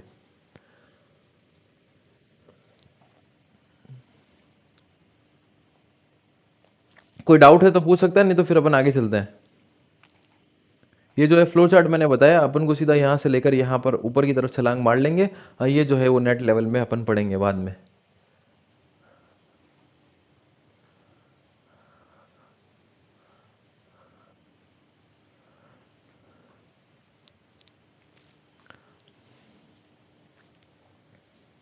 ठीक है भाई, चलो हम आगे चलते हैं। तो मेरा यही कहने का मतलब है कि आप लोग क्या करते हो, बीच बीच में किसी को कोई क्वेश्चन आता है वो पूछ लेता है, तो आप जब मैं पूरा टॉपिक समझा रहा हूँ तो उसमें सारी चीज़ें कवर हो जाएगी धीरे धीरे। जैसे मेरे को पता है कि कैसे स्टूडेंट्स को जो है इजीली समझ आएगा, तो एक एक करके पॉइंट को जो है मैं आगे से आगे लेता हूँ। अब एक बार में मैं अगर खिचड़ी पका दूंगा, सिर्फ सीधा सीधा लिख दूंगा, तो उससे कोई चीज़ें समझ नहीं आएगी। तो हमें जो है कंसेप्ट क्लियर करना है, इसलिए बीच बीच में आप क्वेश्चन मत पूछिए। जब मैं टाइम देता हूँ हर टॉपिक के बाद तब आप अपने क्वेश्चन पूछिए। ठीक है, आगे हम चलते हैं कि अब देखते हैं परिचलन तंत्र के जो है कार्य क्या होते हैं, निम्नलिखित है तो कौन कौन से इसके कार्य होते हैं, अब हम देखते हैं। अब यहाँ पर जो है हमारे जो भी, जैसे मैंने कहा कि जो भी, जैसे हम कार्बोहाइड्रेट ले रहे हैं, जैसे हम फैट ले रहे हैं, जैसे हम प्रोटीन ले रहे हैं, तो इस जो हमारे जो रक्त है, जो ब्लड है, उसके माध्यम से जो क्या होते हैं हमारे पूरे शरीर में क्या होते हैं, ट्रांसपोर्ट होते हैं। तो अब देखेंगे पोषक तत्वों तथा तत्वों को शरीर कोशिकाओं को क्या करना, संचारण करना, यानी कि transportation of all the nutrients in our body, यानी कि जितने भी हमारे शरीर के अंदर पोषक तत्व है, तो जो परिसंचरण तंत्र यानी कि रक्त के माध्यम से क्या होता है हमारे शरीर में अंदर जाते हैं। फिर क्या होता है, कार्बन डाइऑक्साइड CO2 को कोशिका सेल से फेफड़ों तक पहुंचाता है। तो वही जो CO2 है यानी कि उसको क्या करता है, फेफड़ों तक पहुंचाना, वो भी क्या कर रहा है, रक्त के माध्यम से चीजें क्लियर हो रही है। ऑक्सीजन अंदर जा रहा है, कार्बन डाइऑक्साइड बाहर जा रही है, तो ये सब किसके अंदर चल रहा है, रक्त के अंदर ही चल रहा है। ठीक है, हार्मोन, विटामिन, खनिजों, अन्य रोग निवारक तत्वों को शरीर के विभिन्न भागों में पहुंचाता है। तो अब यहाँ पर क्या है, जैसे मैंने आपको चीज बताई कि अब ये, अभी तो मैंने आपको चीज बताई कि कार्बन, प्रोटीन, इन चीजों को, अब जैसे कैसे जो भी हमारे हार्मोन्स हैं, या मैं कह सकता हूँ जो भी मिनरल्स है, खनिज को हम कहते हैं मिनरल्स, या और मैं कह रहा हूँ अन्य रोग निवारक जो भी तत्व है, उनको क्या करता है, शरीर के अन्य विभिन्न भाग तक पहुंचाता है। तो ये सब कार्य कौन कर रहा है, ये सब हमारा परिसंचरण तंत्र यानी कि ब्लड सर्कुलेशन सिस्टम कर रहा है। पूरे शरीर के अंदर जो चीजें जा रही है, चाहे आपको ऊर्जा मिल रही है, चाहे आपको मैं कह सकता हूं कोई विटामिन जा रहा है, चाहे मिनरल जा रहा है, चाहे कार्बोहाइड्रेट जा रहा है, सब किसके अंदर से जा रहा है, ब्लड सर्कुलेशन सिस्टम के माध्यम से जा रहा है। ठीक है, शरीर के ताप को संतुलित करने के लिए ऊष्मा का संचारण करता है। यानी कि आप देखते हैं कि जब हमारी, जैसे अभी मान लो जैसे सर्दियां चल रही है, तो सर्दियों के अंदर क्या होता है कि हमारा बॉडी का टेम्परेचर तो फिक्स होता है कि 37.4 डिग्री टेम्परेचर हमारे रहता है बॉडी का। अब ये बॉडी को जो टेम्परेचर है इसको जो है कंट्रोल करना यानी कि नियंत्रित करना, ये भी कौन करता है, रक्त करता है। तो हम देखते हैं कि जब सर्दियां होती है तो वो अंदर शरीर के तापमान को क्या करता है, अंदर से गर्म रखता है। जब गर्मियां होती है तो शरीर के तापमान को अंदर से क्या करता है, स्वेटिंग के माध्यम से वो क्या करता है, ठंडा रखता है। तो सब कार्य कौन कर रहा है, अंदर जो है शरीर के ताप को संतुलित करने के लिए भी क्या करता है, ऊष्मा का संचारण करता है। फिर देखेंगे शरीर के सभी भागों में उचित मात्रा में क्या होता है, रक्त वितरित करता है। यानी कि मेरे ब्रेन के अंदर जो है वो जितना मेरे को रक्त चाहिए वो जाना चाहिए। मेरे, अगर मैं मान लो एक्सरसाइज कर रहा हूँ, दौड़ रहा हूँ, खेल रहा हूँ, तो वहां पर जो है मेरे हाथों पे, मेरे पैरों पे जो है उचित मात्रा में जो ब्लड है वो पहुंचना चाहिए। तो वो भी कौन पहुंचाता है, तो हमारा परिसंचरण तंत्र ही पहुंचाता है। तो ये इसके कुछ कार्य होते हैं, यानी कि पोषक तत्वों का, कोई भी खनिज है, मिनरल का, या फिर क्या कह सकते हैं कार्बन डाइऑक्साइड को क्या करना, कोशिका तक पहुंचाना। फिर शरीर के ताप को क्या करना, संतुलित करना, और शरीर के जो भी भाग है उसमें क्या करना, उचित मात्रा में क्या करना, रक्त को वितरित करना यानी कि ट्रांसपोर्ट करना। तो ये जो है इसके रक्त परिसंचरण तंत्र के कुछ होते हैं, कार्य होते हैं। अब हम देखते हैं हृदय के बारे में हम पढ़ते हैं। अब देखो, अब आपको सब चीजें जो है आसानी से समझ आएगी। देखिए, हृदय एक खोखला, हेलो, मोटो तौर पर बंद मुट्ठी के आकार का एक मांसपेशीय अवयव होता है। अवयव को हम कहते हैं क्या, ऑर्गन होता है। अवयव को हम क्या कहते हैं, इंग्लिश में कहते हैं ऑर्गन होता है। तो ये क्या है, एक हमारा ऑर्गन है, कैसा, बंद मुट्ठी के आकार का होता है। ये शरीर के ऊपरी भाग में छाती के बीच में स्थित होता है। यानी कि ये हमारे क्या होता है, हम कहते हैं कि स्टर्नम के जो छाती जो है, स्टर्नम हड्डी है, रीढ़ की हड्डी, पसलियों के बीच में जो है ये पाया जाता है। इसका वजन लगभग कितना होता है, तो 250 ग्राम इसका वजन होता है, जिसका 2/3 भार बीच के लाइन के बाई तरफ और 1/3 भाग जो है वो दाई तरफ होता है। यानी कि ये जो हमारी बीच की लाइन है, ये ज्यादातर हम देखते हैं कि कहां पर, हृदय जो है हमारा कहां पर होता है, लेफ्ट साइड में मौजूद होता है। यानी कि इसने बोला कि अगर जो हृदय का जो है 2/3 पार्ट है वो कहां पर होता है, लेफ्ट में होता है, और 1/3 पार्ट कहां पर होता है, शरीर के मिड लाइन के राइट में होता है। इसका कहने का ये मतलब है, एक विभाजन हृदय को दाएं व बाएं भाग में बांटता है। और ये हमने क्या बोला था, इस विभाजन को हमने जो दाएं और बाएं भाग में जो बांटता है, इसे हमने क्या बोला था, सेप्टम पढ़ा था। सेप्टम बोला था भाई मैंने कि जो हृदय को क्या है, दाएं और बाएं भाग में बांटता है। ये देखो आपको, ये रहा हमारा सेप्टम लिखा हुआ, तो वही ये चीज कह रहा है, सेप्टम। ठीक है, अब देखो आप आगे चलो, ये क्या बोल रहा है, इसने बोला कि विभाजन बाया, और इसके चार प्रकोष्ठ या खोखले चैम्बर होते हैं, हमने चार चैम्बर ही बनाए थे। ऊपरी भाग के दो प्रकोष्ठों को आलिंद एट्रियम और निचले भाग के दो को क्या कहते हैं, वेंट्रिकल कहते हैं। तो ये चीजें अब अपने मन से आप लिख सकते हो कि ऊपर वाले को क्या कह रहे हैं, एट्रियम कह रहे हैं, नीचे वाले को क्या कह रहे हैं, वेंट्रिकल कह रहे हैं। तो वही तो चीज है, आलिंद और क्या, निलय। ठीक है, पुलिंद निलय से छोटे होते हैं और उनकी भित्तियां पतली एवं कम मांसपेशी वाली होती है। पुलिंद मतलब यहाँ पर पुलिंद नहीं है, ये क्या है, आलिंद है। यानी कि जो आलिंद होते हैं वो क्या होते हैं, निलय से क्या होते हैं, छोटे होते हैं, और इनकी जो भित्तियां होती है वो कैसे होती है, कम मांसपेशी वाली होती है। फिर हम देखते हैं हृदय भित्ति हृदय पेशा कार्डियक से बनी होती है। रक्त परिसंचरण के अंदर जो है, हृदय के माध्यम से शरीर का शुद्ध रक्त स्वच्छ होकर धमनियों द्वारा शरीर के विभिन्न अवयवों तक क्या होता है, पहुंचता है। तो ये जो चीजें हमने पढ़ी है वो सेम चीजें हैं। आगे हम देखते हैं, ये हमने जो पूरा डायग्राम देखा था, अब देखो हमने सुपीरियर वेना केवा के बारे में देखा, हमने इन्फीरियर वेना केवा के बारे में देखा, हमने पल्मोनरी वॉल के बारे में देखा, हमने राइट आर्टरियम के बारे में देखा, हमने राइट पल्मोनरी आर्टरी के बारे में देखा, हमने ओटा के बारे में देखा, हमने लेफ्ट पल्मोनरी आर्टरी के बारे में देखा, वीन्स के बारे में देखा, left atrium, mitral valve, aortic wall, left ventricle, right ventricle, tricuspid wall. तो ये जो चीज़ें हैं ये सभी हमने देखी है। डायग्राम जो है वो आपको आपके नोट्स में दिया जाएगा, पर वो जो इस चीज़ से जो अगर मैं इसे समझाता तो आपको समझ में नहीं आता, इसलिए मैंने आपको इजी लैंग्वेज में जो है वो समझाया है। ठीक है, आगे अगर हम चलेंगे तो हृदय के फंक्शंस क्या होते हैं, यानी कि कार्य क्या होते हैं। तो हृदय रक्त को एकत्रित करता है, हृदय संकुचन की प्रक्रिया, संकुचन मतलब होता है क्या, कॉन्ट्रैक्शन। तो क्या कर रहा है, हृदय रक्त को एकत्रित करता है, हृदय संकुचन की प्रक्रिया तथा कार्य दबाव पंप की तरह होता है। इसके कारण रक्त हृदय से निकलकर धमनियों द्वारा शरीर के विभिन्न भागों में पहुंचता है। पंप का कार्य मुख्यतः हृदय का निचला भाग ही करता है, यानी कि जो पंप करने का कार्य होता है वो कौन करता है, निचला भाग करता है, जिसके कारण इसका दाएं भाग से रक्त फेफड़ों में तथा निचले भाग से ही बाएं की और हिस्से में रक्त सारे शरीर में पहुंचता है। दो महाशिराओं तथा रक्त हृदय के दाहिने आलिंद में प्रवेश पाता है। जब इस आलिंद आर्टरियम में संकुचन होता है तो लिफ्ट खुल जाने से रक्त दाएं नीले में प्रवेश करता है। दाएं नीले में संकुचन से रक्त फुफ्फुसीय धमनी में के माध्यम से जो है दाएं बाएं फेफड़ों में पहुंचता है। रक्त फेफड़ों में शुद्ध होता है तथा फुफ्फुसीय शिराओं द्वारा बाएं पुलिंद में रक्त पहुंचता है एवं इसके संकुचित होने पर बाएं नीले में पहुंचता है। बाएं नीले के संकुचन होने पर महाधमनी द्वारा रक्त सारे शरीर में परिसंचरण करता है। इस प्रकार यह स्पष्ट है कि परिसंचरण संस्था के अंतर्गत हृदय का महत्वपूर्ण योगदान है। एक स्वस्थ व्यक्ति के हृदय की धड़कन कितनी बार, तो 72 बार प्रति मिनट, और वृद्ध व्यक्तियों में 82 बार जो है प्रति मिनट की गति से क्रियाशीलता रहती है। हृदय की धड़कन से ही हमें पता चलता है कि शरीर में रक्त परिसंचरण संस्था पूर्ण रूप से एवं सही ढंग से कार्य करती है। तो ये जितना हमने पूरा इसको पढ़ा है उसी को जो है शब्दों में लिखा गया है। बस इतनी सी ये चीज थी जो मैंने पूरा पढ़ा है कि कैसे राइट एट्रियम को क्या है। अब जैसे देखो, राइट एट्रियम है तो राइट एट्रियम जो होगा संकुचन होगा, यानी कि कॉन्ट्रैक्शन होगा, तभी तो ब्लड कहाँ पर आएगा, राइट वेंट्रिकल में आएगा, ट्राइकस्पिड वॉल के माध्यम से। तो इसने जो है पूरी जो स्टोरी है उसमें वही चीज़ बता रखी है कि रक्त का जो परिसंचरण है वो किस तरीके से चलता है, जो हृदय है वो कार्य जो है वो किस तरीके से करता है। ये जो चीज़ें हैं ये पूरी इसने बता रखी है। अब आप अपने, जब आपको पूरी चीज़ समझ आ गई है तो आप अपने शब्दों में इसको आसानी से लिख सकते हैं। और इसने लास्ट में बस ये बता रखा है कि जो हृदय है हमारा क्या होता है, वो 72 बार धड़कता है। ये हमें सबको पता है, अगर नहीं है तो आपको ध्यान रखना है कि एक स्वस्थ व्यक्ति की हृदय की धड़कन कितनी होती है, यानी कि 72 बीट प्रति मिनट होती है। तो 72 बार जो है धड़कता है, तो मैं यहाँ पर लिख देता हूँ 72 बीट प्रति मिनट, BPM। और क्या है कि वृद्ध व्यक्तियों की कितनी होती है, यानी कि जो ओल्ड एज होते हैं उनकी कितनी होती है, BPM 82 BPM, यानी कि 82 बीट प्रति मिनट होती है।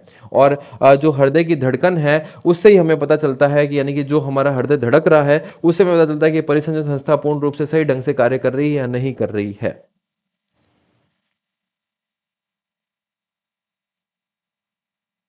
नहीं, ये ऑथेंटिक नहीं है। ऑथेंटिक बस ये है कि जो मनुष्य की, स्वस्थ मनुष्य की धड़कन दर है वो कितनी होती है, 72 बीट प्रति मिनट होती है। गर्ल्स की, बॉयज़ की, मेल की, फीमेल की, ये कुछ भी ऑथेंटिक नहीं है। ये जो है, मैं अगर मान लो कि 10 जनों के ऊपर शोध करता हूँ, जैसे मैं भी वैसे मान लो रिसर्च करता हूँ, तो मैंने जो है कुछ लोगों को लिया, कुछ फीमेल्स को लिया। अब वो फीमेल मैं सोच रहा हूँ कि मैंने राजस्थान के लिए, वो फीमेल मैंने हो सकता है कि जम्मू कश्मीर के लिए, तो सबकी अलग अलग यहाँ पर धड़कन दर होगी, हार्ट बीट प्रति मिनट होगी। तो ये बस कुछ शोध के जो है आर्टिकल्स उसमें आ जाता है कि 80 बीट प्रति मिनट होती है, पर ऐसा कोई भी जो है वो ऑथेंटिक नहीं है। अब जैसे मैंने कहा कि मैंने शोध तो सिर्फ जो है वो जोधपुर के राजस्थान के लोगों पे लिया था, या मैं कह सकता हूँ कि जो शोध जो है वो सिर्फ जम्मू कश्मीर के लोगों पे लिया था, पर मैंने पूरे वर्ल्ड में जो है ये शोध नहीं किया था। हम जो है रिसर्च कर सकते हैं उसको कोई एक पर्टिकुलर एरिया को जो टारगेट करके कर सकते हैं, तो इसलिए ये सिर्फ जो है आर्टिकल्स में आ जाता है कि 80 बीट प्रति मिनट वगैरह होती है फीमेल्स की, पर ऐसा कुछ भी जो ऑथेंटिक चीज जो है वो नहीं देखने को मिलती है। क्लियर है भाई सभी को?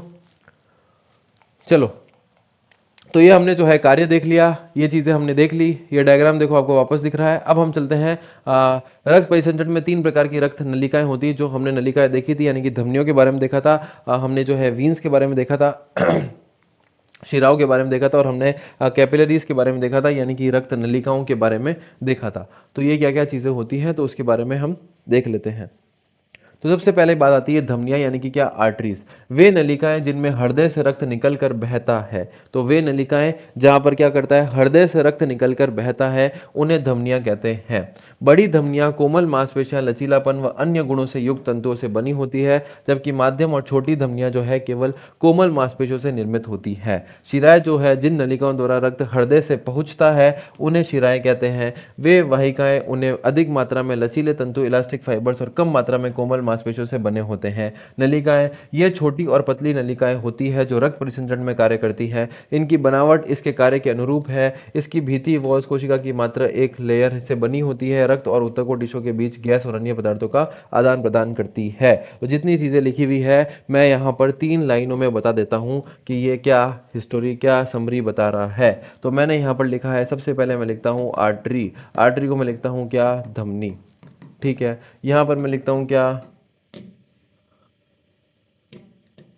यहाँ पर मैं लिखता हूँ क्या, वीन्स, यानी कि इसे मैं लिखता हूँ क्या, शिराएं। ठीक है, इधर मैं लिखता हूँ क्या, कैपिलरीज में लिखता हूँ।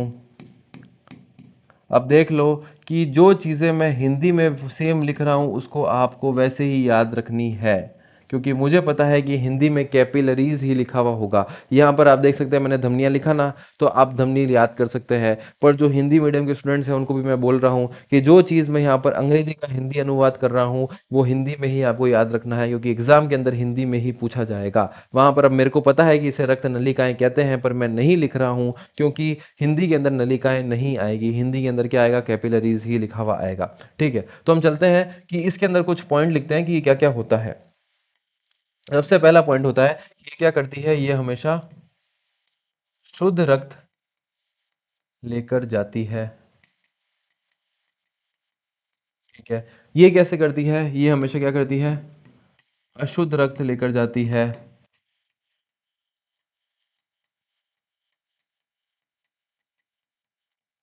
ठीक है, फिर क्या हुआ, ये पॉइंट हमने देख लिया। और ये क्या है, इन दोनों के बीच में होती है, के बीच होती है, जहां जहां क्या होता है, ट्रांसपोर्टेशन होता है, या आदान प्रदान होता है, या परिवहन होता है, एक्सचेंज होता है। जहां परिवहन, एक्सचेंज लिख सकता हूँ, या ट्रांसपोर्ट लिख सकता हूँ, इंग्लिश में ट्रांसपोर्टेशन होता है। ठीक है, अब देखो यहां पर कि एक पॉइंट आता है कि हृदय से दूर और हृदय से पास। तो ये जो है, यह रक्त को हृदय से दूर लेकर जाती है। ये रक्त को कहां लेकर जाती है, हृदय से दूर लेकर जाती है। ठीक है, अब ये क्या करती है, यह रक्त को हृदय की ओर लेकर आती है। अब ये पॉइंट में एग्जामिनर कंफ्यूज करता है, इसको आप क्लियर कर देना। देखो मैंने क्या लिखा है, जब मैंने डायग्राम आपको समझाया था तो इसमें क्या था, एक सेकंड से भी वेट करना।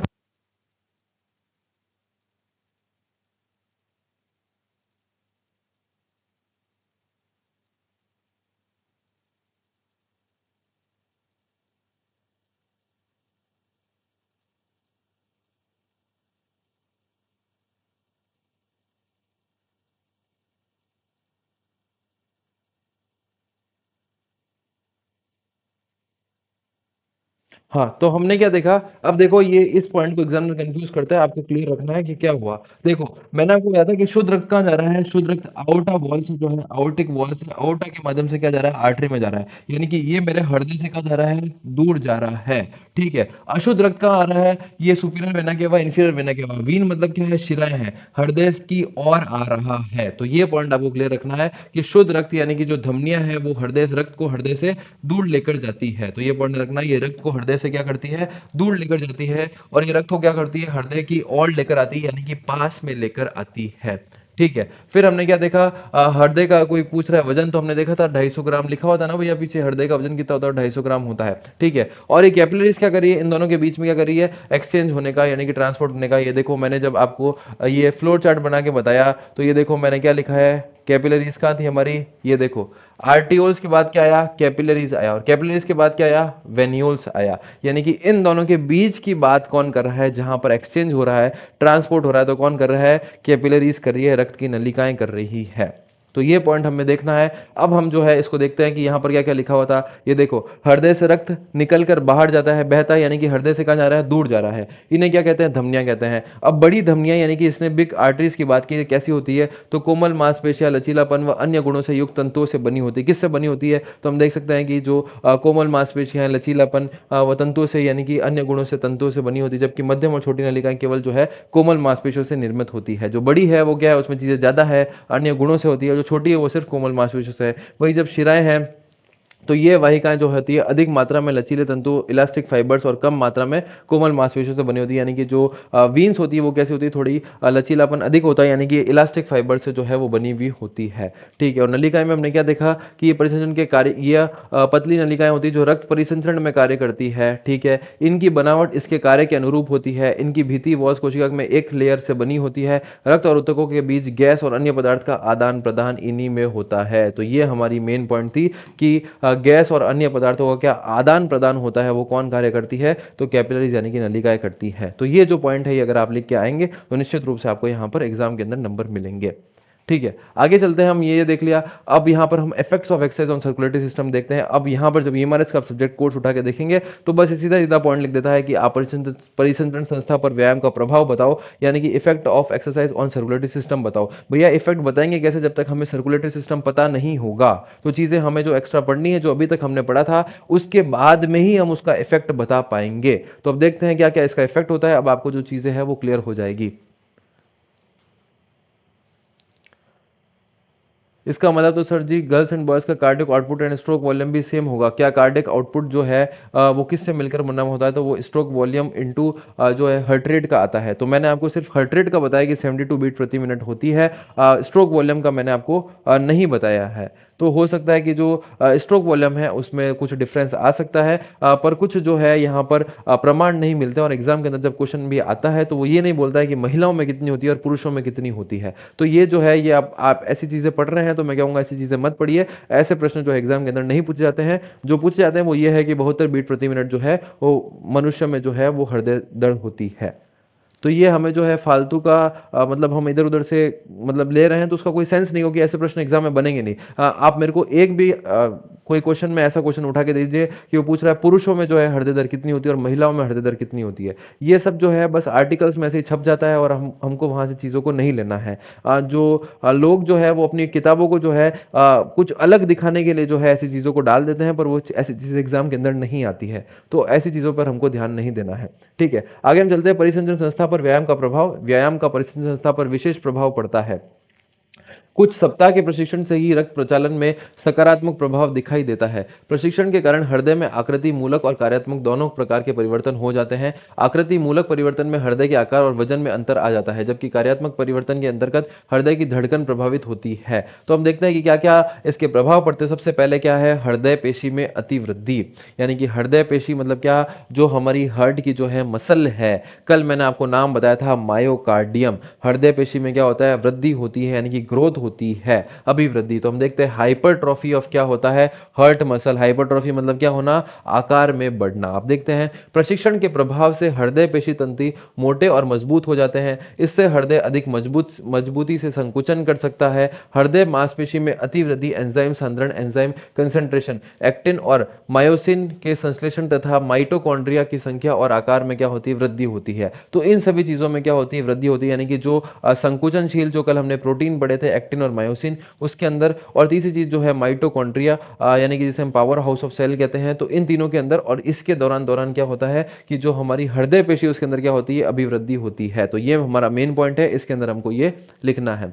ठीक है, आगे अगर मैं बात करूं हृदय के आकार में वृद्धि, यानी कि जब उसकी मांसपेशियों में वृद्धि हुई है तो भैया आकार में भी क्या होगी, वृद्धि होगी। जब यहां पर बात आती है एथलीट हृदय की, एथलीट हार्ट की, तो क्या होता है, समुचित प्रशिक्षण व्यायाम से हृदय के आकार में वृद्धि होती है। प्रत्यक्ष रूप से स्ट्रोक प्रबलता यानी कि स्ट्रोक वॉल्यूम में क्या करता है, सुधार करता है जब हृदय के आकार में वृद्धि होती है। अभी हम देखते हैं कि स्ट्रोक वॉल्यूम क्या होता है और कार्डियक आउटपुट क्या होता है। अगर मैं आपको बताऊं, ये भी दो शब्द जो है मैं आपको बता देता हूं कि स्ट्रोक वॉल्यूम और कार्डियक आउटपुट में क्या डिफरेंस होता है। ठीक है, एक लिखा है मैंने स्ट्रोक वॉल्यूम और एक मैंने लिखा है कार्डियक आउटपुट। ठीक है, तो अब स्ट्रोक वॉल्यूम और कार्डियक आउटपुट क्या होता है, इसे अगर आप हिंदी में लिखेंगे और इसे जो है एग्जाम के अंदर जो है एसवी नाम से जाना जाता है, इसे जो है वो सीओ नाम से जाना जाता है। यानी कि कार्डियक आउटपुट यहां पर हिंदी में यह बनता है। ठीक है, अब ये क्या होता है कि एक धड़कन में बाह्य से निकला रक्त। ठीक है, अब यहां पर मैं क्या लिखूंगा, एक मिनट में बाह्य से निकला रक्त। तो ये दो पॉइंट इसके अंदर आए हैं। अब सिर्फ इसके अंदर जो डिफरेंस दिख रहा है वो किसका दिख रहा है, यह आ रहा है सर एक धड़कन और यहां आ रहा है एक मिनट। यहां पर आ रहा है एक धड़कन और यहां पर आ रहा है क्या, एक मिनट। इसे इंग्लिश में मैं कहूंगा तो क्या, वन बीट इसे मैं कह सकता हूं और इसे मैं कह सकता हूं वन मिनट में इसे कह सकता हूं। यानी कि एक मिनट के अंदर जो हमारा, अब यहां पर आप देखो चलेंगे, जब हमने डायग्राम बनाया था तो ये डायग्राम हमारा क्या था कि ये रहा हमारा डायग्राम। यहां से हमारा जो है बाया नीले से हमारा रक्त जो है वो कहां जा रहा है, शरीर की तरफ जा रहा है। जब एक धड़कन के अंदर जाएगा तो उसे हम क्या कहेंगे, स्ट्रोक वॉल्यूम कहेंगे। जब एक मिनट के अंदर जाएगा तो उसे हम क्या कहेंगे, कार्डियक आउटपुट कहेंगे। तो इस पॉइंट को आपको ध्यान रखना है कि रक्त कहां से जा रहा है, बाया नीले से जा रहा है, यानी कि लेफ्ट वेंट्रिकल से जा रहा है। तो एक धड़कन से जब जाएगा तो आप क्या कहोगे, स्ट्रोक वॉल्यूम कहोगे, और एक मिनट से जब जाएगा तो आप उसको क्या कहोगे, कार्डियक आउटपुट कहोगे। तो अब देखो आप कि इसके अंदर जब हमने पॉइंट देखा, हाँ, तो एक मिनट के अंदर जब जाएगा, अब कार्डियक आउटपुट का जो फॉर्मूला बनता है वो क्या बनता है, स्ट्रोक वॉल्यूम इनटू क्या, हार्ट रेट। अब हम देखते हैं कि स्ट्रोक वॉल्यूम जो है यानी कि क्या, एक धड़कन से जो है जब बाया नीले में जो है निकला रक्त होता है तो स्ट्रोक वॉल्यूम जो है वो कितना होता है, तो स्ट्रोक वॉल्यूम जो है वो बताता है कि एक धड़कन में जो है 70 ml जो है वो आपका रक्त निकलता है। कितना निकलता है भाई, 70 ml जो है वो लगभग रक्त निकलता है। ठीक है, अब इसने बोला कि यहाँ पर अगर मैं इसको फॉर्मूले में पुट करूं तो 70 ml आता है। हार्ट रेट सर एक मिनट में कितनी होती है, तो अभी आपने बोला 72 होती है, बिल्कुल होती है, 72 होती है। तो इस प्रकार से ये बनता है 5040 ml, या मैं कह सकता हूँ 5.04 लीटर। और इस प्रकार से ये बनता है क्या, 70 ml। तो ये जो है स्ट्रोक वॉल्यूम और कार्डियक आउटपुट अगर आपसे पूछा जाए तो बस आपको ध्यान रखना है कि in one beat the amount of blood which transfers from या which came out from left ventricle, जिसे हम कह सकते हैं, यानी कि एक धड़कन में जो है बाया नीले से निकला गया रक्त जो शरीर की तरफ जाता है। यहाँ पर मैं कह सकते हैं the amount of blood which transport from left ventricle to body in 1 minute. यहाँ पर 1 मिनट होगा, यहाँ पर 1 धड़कन में होगा। एक मिनट की बात हुई तो आप क्या फॉर्मूला लगाओगे, स्ट्रोक वॉल्यूम। स्ट्रोक वॉल्यूम यहाँ पर किसकी आ रही थी, एक धड़कन में आ रही थी, कितनी आई, 70 ml। उसको क्या कर दो आप, हार्ट रेट से क्या कर दो, गुणा कर दो, मल्टीप्लाई कर दो, कितना हो गया, 5040 ml, यानी कि क्या लिख सकता हूँ, 5.04 लीटर लिख सकता हूँ। और इस प्रकार से क्या कहते हैं, 70 ml इसे हम कहते हैं। तो ये जो है ये पॉइंट आता है कि इसके अंदर अब यहाँ पर जैसे मान लो कि अब अगर कोई ऐसा प्रश्न पूछ ले कि एक धड़कन में जो है कितने समय में धड़कती है, एक धड़कन जो है यानी कि एक बीट जो है उसको धड़कने में कितना समय लगता है। ठीक है, तो आपने क्या बोला, आपने बोला सर 1 मिनट में जो है कितने सेकंड होते हैं, 1 मिनट में जो है वो 60 सेकंड होते हैं। ठीक है, 60 सेकंड होते हैं, और इन 60 सेकंड में क्या होता है, मैं लिख सकता हूँ 60 सेकंड में क्या होता है कि मेरी धड़कन जो है कितनी बार धड़कती है, 72 बार धड़कती है, हमने देखा। तो मैं क्या लिखूंगा, 60/72 लिखूंगा, तो कितना आएगा, 0.8 आएगा इसका आंसर। यानी कि एक धड़कन को धड़कने में कितना समय लगता है, तो 0.1 सेकंड लगते हैं। एक धड़कन को धड़कने में 0.8 सेकंड लगते हैं। तो ये कुछ और चीज़ें थी हृदय से रक्त परिसंचरण तंत्र को लेकर, कुछ और चीज़ें थी, स्ट्रोक वॉल्यूम, कार्डियक आउटपुट। हालांकि क्योंकि ये चीज़ें जो है टेक्निकल टर्म्स है, अगर हमें समझ नहीं आएंगी, ऑब्जेक्टिव से यहाँ से प्रश्न बनेगा, सब्जेक्टिव के अंदर अब आपकी मर्जी है कि आपसे क्या प्रश्न पूछा जा रहा है और आप उसको किस तरीके से लिखते हैं। तो ये इतनी सारी चीज़ें मैंने बता दी। अब आप देखो कि यहाँ पर क्या है, हृदय के आकार में वृद्धि, तो यानी कि ये क्या कह रहा है कि स्ट्रोक प्रबलता यानी कि स्ट्रोक वॉल्यूम में क्या होता है, सुधार होता है। स्ट्रोक वॉल्यूम में क्या होता है, सुधार होता है। क्योंकि हम जब एथलीट हृदय की बात करते हैं तो अभी हमारी सामान्य रूप से क्या होती है, 72 होती है, और एथलीट हृदय में जो है वो 40 से 60 के बीच में जो है वो देखी जाती है। यानी कि क्या हो गई, हृदय की जो है वो धड़कन जो है वो क्या हो गई, कम हो गई, धड़कन कम हो गई, पर उसकी जो है एक धड़कन में अधिक ब्लड को बॉडी की तरफ लेने की क्षमता जो है वो बढ़ जाती है एथलीट हृदय के अंदर। तो अब इतनी सारी चीज़ें हैं यहाँ पर जो हमारे अब कोर्स में नहीं है, पर फिर भी मैं आपको बताता जा रहा हूँ ताकि आपको जो है लिखने में जो चीज़ों को आसानी होगी। तो ये जो चीज़ें हैं, ये एमआरएस ने जो है बहुत छोटा सा, मैं कह सकता हूँ बहुत छोटा सा टॉपिक दे दिया, पर ये टॉपिक जो है वो बहुत बड़ा देखने को मिलता है। आगे हम देखें तो हृदय गति। तो अब देखो यहाँ पर दीर्घकालीन प्रशिक्षण से हृदय गति में कमी और सहजता आती है। यह एक सामान्य व्यक्ति की हृदय दर कितनी होती है, 70 से 72 प्रति मिनट होती है, जबकि एक सुप्रसिद्ध एथलीट की जो हृदय दर कितनी होती है, मैंने आपको बताया था 40 से 60, इसने क्या बोला, 50 से 55 मिनट प्रति मिनट होती है। ओलंपिक स्तर के मैराथन धावक में गति 30 तक भी हो सकती है। यानी कि क्या होता है कि जब आप लंबे समय तक व्यायाम करते हो तो आपकी जो हृदय की जो दर है, हृदय की जो धड़कन है, वो क्या हो जाती है, कम हो जाती है। तो बहुत तरह से क्या होती है, 50, 55, 40 से 60 हम कह सकते हैं, और फिर ओलंपिक वालों के तो कितनी हो जाती है, 30 तक हो जाती है। ठीक है, अब आता है स्ट्रोक वॉल्यूम यानी कि स्ट्रोक आयतन। तो स्ट्रोक वॉल्यूम यानी कि क्या होता है कि हमने देख लिया स्ट्रोक वॉल्यूम, जो एक धड़कन में क्या होता है, ब्लड आपके शरीर से यानी कि लेफ्ट वेंट्रिकल से बॉडी की तरफ जाता है, तो इसमें क्या हो जाएगा, इसमें बढ़ोतरी हो जाएगी। तो आप देखेंगे ये अपरंकुचन सिस्टोल के दौरान बाह्य निलय से रक्त की जितनी मात्रा बाहर निकल जाती है, यह स्ट्रोक वॉल्यूम कहता है। यह स्ट्रोक प्रबलता कहलाती है। निलय के आकार, साइज, संकुचन, कॉन्ट्रैक्शन पावर और संकुचन की अवधि पर निर्भर करता है। एक अप्रशिक्षित एथलीट में आराम की स्थिति में स्ट्रोक प्रबलता, ये देखो मैंने आपको बताई थी 70 ml होती है, ये देखो इसने बता दिया कितनी होती है, 70 ml होती है। जबकि एक सुप्रशिक्षित एथलीट में ये उसकी आवश्यकता के अनुसार कितनी होती है, 60 से 120 ml होती है, प्रति धड़कन तक हो सकती है। वास्तव में आराम की स्थिति में एक प्रशिक्षित एथलीट की स्ट्रोक प्रबलता कम होती है। इसका कारण यह है कि प्रशिक्षित व्यक्ति में ऑक्सीजन ग्रहण करने की क्षमता बढ़ जाती है और कम रक्त में ऑक्सीजन अधिक मात्रा में अवशोषित की जा सकती है। भार की स्ट्रोक प्रबलता को काफी अंत प्रदर्शित होता है। एक अप्रशिक्षित व्यस्क के लिए 120 मिलीलीटर हो सकता है, जबकि प्रशिक्षित व्यस्क के लिए यह मात्रा 200 मिलीलीटर तक होती है। तो आपको कुछ नहीं ध्यान रखना है। अब यहाँ पर जो है जब इतनी चीज़ें बता रहा है तो मैं आपको जो है एथलीट हृदय का बता देता हूँ, एथलीट हृदय बता देता हूँ कि हमने जो है, तो ये पॉइंट जो है ये आप आराम से लिख सकते हो कि व्यायाम से क्या इफेक्ट पड़ता है। तो व्यायाम से जो है हमारा एथलीट हार्ट बन जाता है। अब एथलीट हार्ट के अंदर क्या होता है, तो एक तो क्या होगा कि आप बोलोगे लेफ्ट वेंट्रिकल की लेफ्ट वेंट्रिकल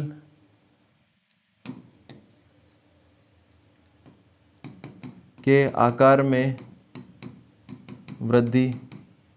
ठीक है, और क्या लिख सकते हैं, हृदय मांसपेशी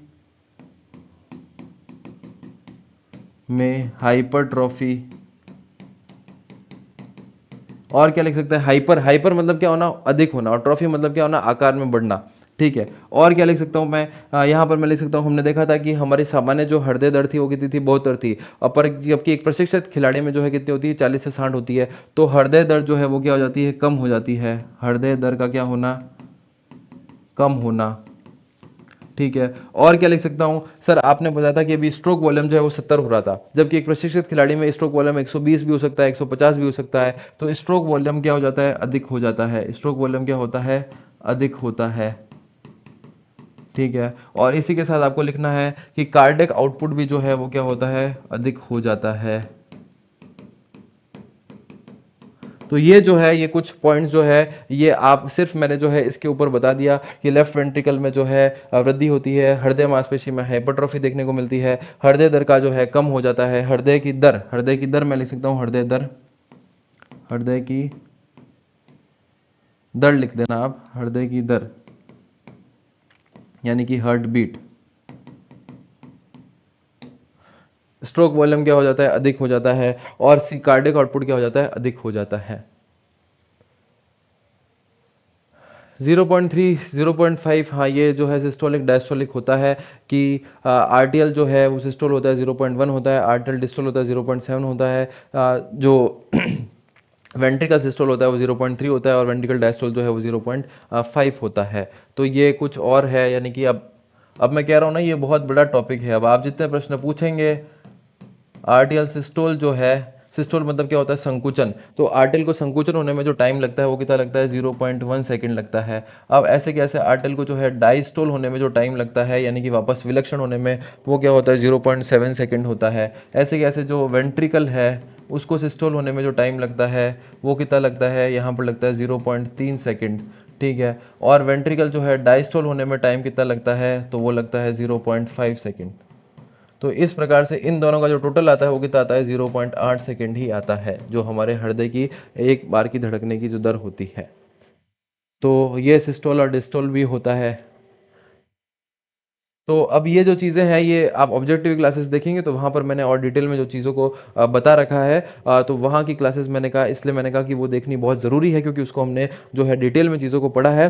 तो आप वो साथ साथ में वो क्लासेस देखना, आपको चीज़ें जो है वो सभी क्लियर हो जाएगी। बाकी जो है काफ़ी हद तक तो मैंने सब सारी चीज़ों को जो है समझा दिया है कि ये चीज़ें जो है वो देखने को मिलती है। अब ये यही पॉइंट्स जो है यहाँ पर बोल रहा है कि स्ट्रोक वॉल्यूम में क्या होता है, वृद्धि होती है, ठीक है। फिर आप देखोगे प्रति मिनट हृदय आयतन, यानी कि हार्ट मिनट वॉल्यूम, ठीक है। बाय लेफ्ट वेंट्रिकल से मिनट जितनी रक्त की मात्रा बाहर निकलती है वही प्रति मिनट हृदय प्रबलता कहलाती है। यह हृदय गति, हार्ट फ्रीक्वेंसी रेट और स्ट्रोक वॉल्यूम, यानी कि ये प्रति मिनट हृदय आयतन क्या हो गया, कार्डियक आउटपुट हो गया है।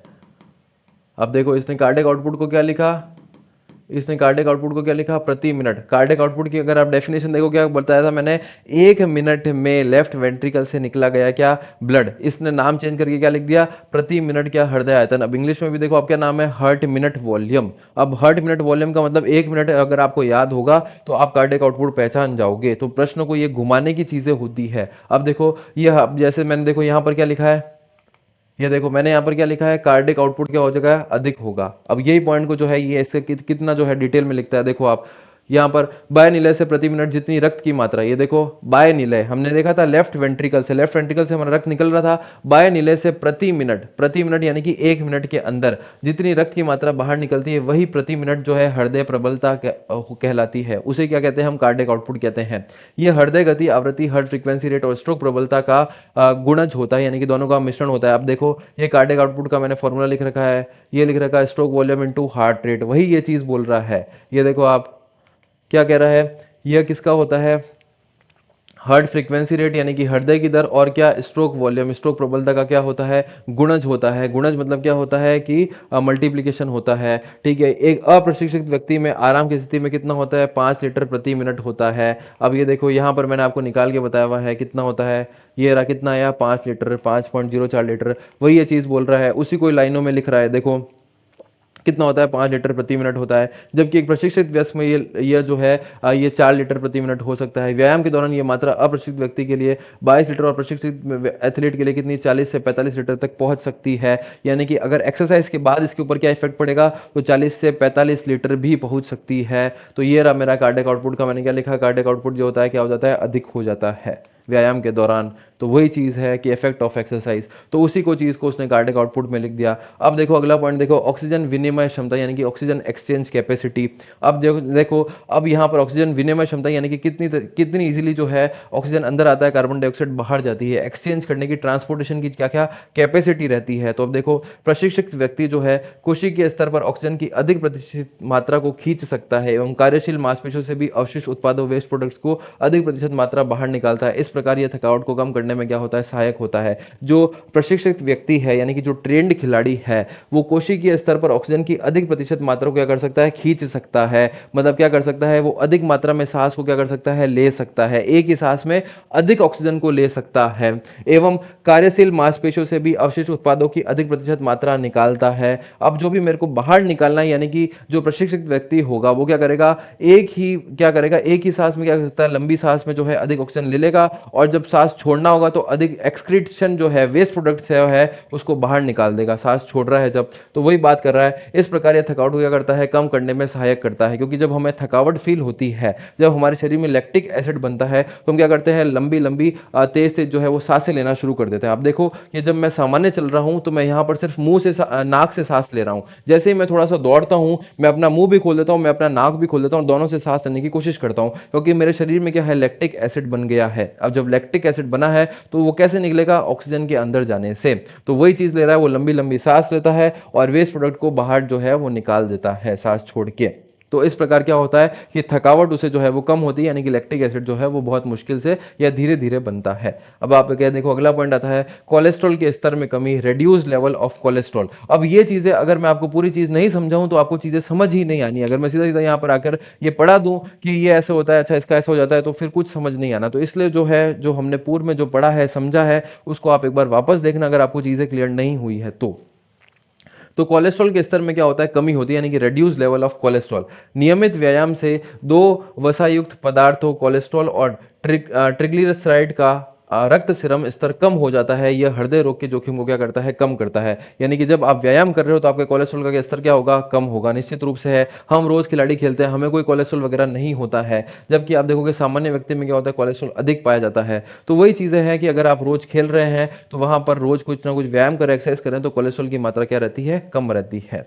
तो ये हमने देखा व्यायाम का क्या प्रभाव पड़ता है हृदय परिसंचरण तंत्र के ऊपर।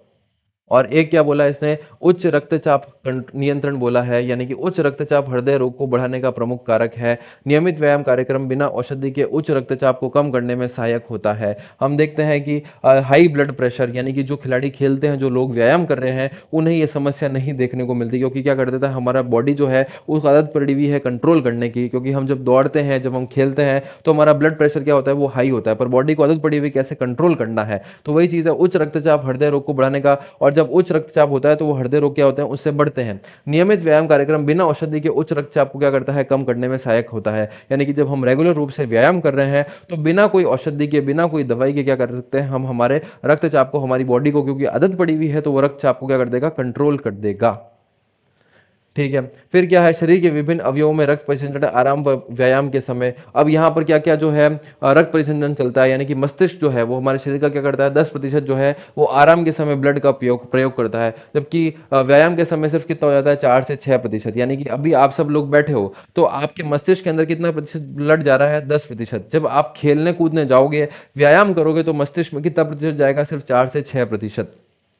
हृदय में कितना, 10%, और कई बार क्या है 5%। और जबकि भार व्यायाम के दौरान क्या होता है, हृदय में कितना जाता है, 10% से अधिक जाता है। गुर्दे में कितना, 20 से 25, गुर्दे मतलब होता है किडनी। तो और जब व्यायाम के दौरान कितना होता है, 2 से 3% ही होता है। हड्डियों में 3 से 5, जबकि व्यायाम में जो है 0.5 से 1%। फिर हम देखते हैं कि जो हमारी इंटेस्टाइन है, स्मॉल स्टमक है, लिवर है, तो यहाँ पर कितना जाता है, 25 से 30%, और व्यायाम के समय 3 से 5। क्योंकि सबसे ज़्यादा जो कार्य करती है व्यायाम के समय, मैं दौड़ रहा हूँ, यानी कि मैं अपनी इच्छा से दौड़ रहा हूँ, तो मेरी कौन सी मांसपेशियाँ, कल हमने पढ़ा था ऐच्छिक मांसपेशियाँ, उसे हम क्या कहते हैं, स्केलेटल मसल्स कहते हैं। अब देखो जब आप बैठे हैं तो सिर्फ क्या 15 से 20% ही यहाँ पर जा रहा है, जबकि जब आप व्यायाम कर रहे हैं तो कितना हो गया, 70% तक जो है आपकी मांसपेशियाँ उस ब्लड को जो है उपयोग कर रही है। ठीक है, और लास्ट आता है क्या, त्वचा में 5 रहता है, और 10% हायर फॉर हीट डिसिपेशन, यानी कि जब हम जो है गर्मी में दौड़ते हैं, यानी कि हमारी जो त्वचा है वो भी क्या करती है, रक्त का प्रयोग करती है। तो ये कुछ चीज़ें थी, ये हमने इसके अंदर देखी। अब आगे जो है श्वसन संस्था आती है, यानी कि रेस्पिरेटरी सिस्टम आता है। पर क्या ये हमारा आपको सिस्टम क्लियर है? अब देखो मैं एक बार वापस से रिवीजन करा देता हूँ कि हमने चीज़ों को क्या क्या चीज़ें पढ़ी है। तो देखते हैं हमने स्टार्ट कहाँ से किया था आज की क्लास को? हमने स्टार्ट किया था परिसंचरण तंत्र की तरफ से, और यहाँ पर जो है हमने देखा था कि किस प्रकार से जो है इसके कार्य होते हैं, निम्नलिखित होते हैं, यानी कि ये सब जगह जो है वो ब्लड को ट्रांसपोर्ट करता है, वो पोषक तत्वों को ट्रांसपोर्ट करता है, वो कुछ ना कुछ खनिज पदार्थों को, विटामिन को, मिनरल्स को मैं कह सकता हूँ, वो शरीर के सभी भागों में जो है उचित रक्त को यानी कि ट्रांसपोर्ट करता है। और उस हमने क्या देखा था कि शरीर के ताप को जो है यानी कि टेम्परेचर को जो है वो संतुलित करता है। फिर हमने देखा था ये पूरी तरीके से हमने इसको रक्त को समझा था कि किस प्रकार से हमारा हृदय काम करता है। फिर हमने यहाँ पर देखा कि 250 ग्राम जो है वो हृदय का वजन होता है। ये क्या होता है? एक ऑर्गन होता है, इसके अंदर 4 चैम्बर होते हैं। पूरा का पूरा कार्य जो है वो अब आपको समझ में आ चुका है यहाँ से कि इसका किस तरीके से कार्य करता है, कितने चैम्बर होते हैं। दो राइट एट्रियम राइट वेंट्रिकल के मध्य ट्राइकस्पिड वॉल होता है, लेफ्ट एट्रियम लेफ्ट वेंट्रिकल के मध्य बाइकस्पिड वॉल होता है। दोनों को हम कहते हैं एट्रियो वेंट्रिकुलर वॉल कहते हैं। नीचे जो है एक जगह पल्मोनरी वॉल होता है, एक जगह जो है आउटिक वॉल होता है, दोनों को हम कहते हैं सेमिलुनर वॉल कहते हैं। तो ये चीजें जो है कौन सी जो है, एक अपवाद होता है आर्टरीज यानी कि धमनियां जो है वो हमेशा शुद्ध रक्त लेकर जाती है। एक अपवाद होता है पल्मोनरी आर्टरी यानी कि जिसे हम हिंदी में कहते हैं फुफ्फुसीय धमनी। सारी की सारी शिरा जो है वो रक्त के पास लेकर आती है। कौन सा रक्त लेकर आती है? अशुद्ध रक्त लेकर आती है। एकमात्र अपवाद है जो क्या करती है, दूर लेकर जाती है, या दूर क्या मतलब, वो शुद्ध रक्त लेकर जो है वो जाती है, एकमात्र अपवाद शिराओं में। ये हमने चीज़ों को देखा था। फिर जो है सामान्य जो है 72 बीट प्रति मिनट होती है। वृद्धों में जो है यानी कि बूढ़े लोगों में जो है 82 बीट प्रति मिनट होती है। ये चीज़ हमने देखी थी। फिर हमने देखा था कि इन तीनों के बारे में पढ़ा था, धमनियां, शिरा और कैपिलरीज के बीच में। तो कैपिलरीज जो है वो दोनों के बीच में मध्य का काम कर रही है, यानी कि ट्रांसपोर्ट यानी कि एक्सचेंज का, गैसेस का कार्य कर रही है। फिर हमने देखा था कि क्या क्या जो है चीज़ें प्रभाव क्या पड़ते हैं। तो हमने देखा था हृदय पेशी में जो है वृद्धि हो जाती है। फिर हमने देखा था हृदय के आकार में जो है वृद्धि हो जाती है। और मुख्य रूप से अगर आप बात बताऊं तो लेफ्ट वेंट्रिकल के जो शेप है उसमें क्या हो जाती है, वृद्धि हो जाती है। फिर अगर मैं बात बताऊं यहाँ पर मैंने आपको जो है ये स्ट्रोक वॉल्यूम कार्डियक आउटपुट बताया था कि स्ट्रोक वॉल्यूम जो होता है वो एक धड़कन से जो निकला गया लेफ्ट वेंट्रिकल से ब्लड आपकी बॉडी की तरफ। और कार्डियक आउटपुट क्या होता है कि 1 मिनट के अंदर जो है लेफ्ट वेंट्रिकल से जो ब्लड है जो बॉडी के अंदर गया है। उसके बाद हमने देखा था कि हृदय गति, हार्ट रेट जो है वो क्या हो जाती है, कम हो जाती है। स्ट्रोक वॉल्यूम क्या हो जाता है, बढ़ जाता है। फिर ये सारी चीजें मैंने आपको बताई कि लेफ्ट वेंट्रिकल के आकार में वृद्धि हुई, हृदय मांसपेशी में हाइपरट्रॉफी हुई, हृदय की दर का कम होना। फिर हमने देखा स्ट्रोक वॉल्यूम अधिक होता है, कार्डियक आउटपुट जो है वो क्या होता है, अधिक होता है। फिर हमने प्रति मिनट यानी कि इसको जो है हर्ट मिनट वॉल्यूम को इसने क्या बोल दिया, कार्डियक आउटपुट है। फिर ऑक्सीजन विनिमय क्षमता यानी कि ऑक्सीजन को कैरी करने की क्षमता जो है वो अधिक हो जाती है। कोलेस्ट्रॉल क्या होता है, कम होता है। फिर हमने देखा उच्च रक्तचाप को क्या होता है, नियंत्रण कर सकता है अगर हम रेगुलर रूप से एक्सरसाइज कर रहे हैं। फिर हमने देखा कि कितने कितने आराम की स्थिति में जो है कितना हमारा ब्लड जो है यूज करता है, मस्तिष्क करता है, हमारी त्वचा करती है, हमारा हृदय करता है, हमारी मांसपेशियां करती है, और व्यायाम के समय जो है कितना हो जाता है। तो इसमें सबसे बड़ा जो चेंज आता है वो देखने को मिलता है हमारी मांसपेशियों का, यानी कि स्केलेटल मसल्स का। मसल्स भी कौन सी, स्केलेटल मसल। तो कल हमने पढ़ा था स्केलेटल मसल, कंकाल मांसपेशियां, जो आराम के समय मात्र 15 से 20%, और जब व्यायाम करते तो कितना, 70 से 80% के बीच में जो है रक्त का प्रयोग करती है। तो ये चीज़ें जो है हमने पढ़ी है। उम्मीद करता हूं कि आपको सभी को जो है टॉपिक क्लियर हुआ होगा। हाँ भाई, क्लियर है सभी को?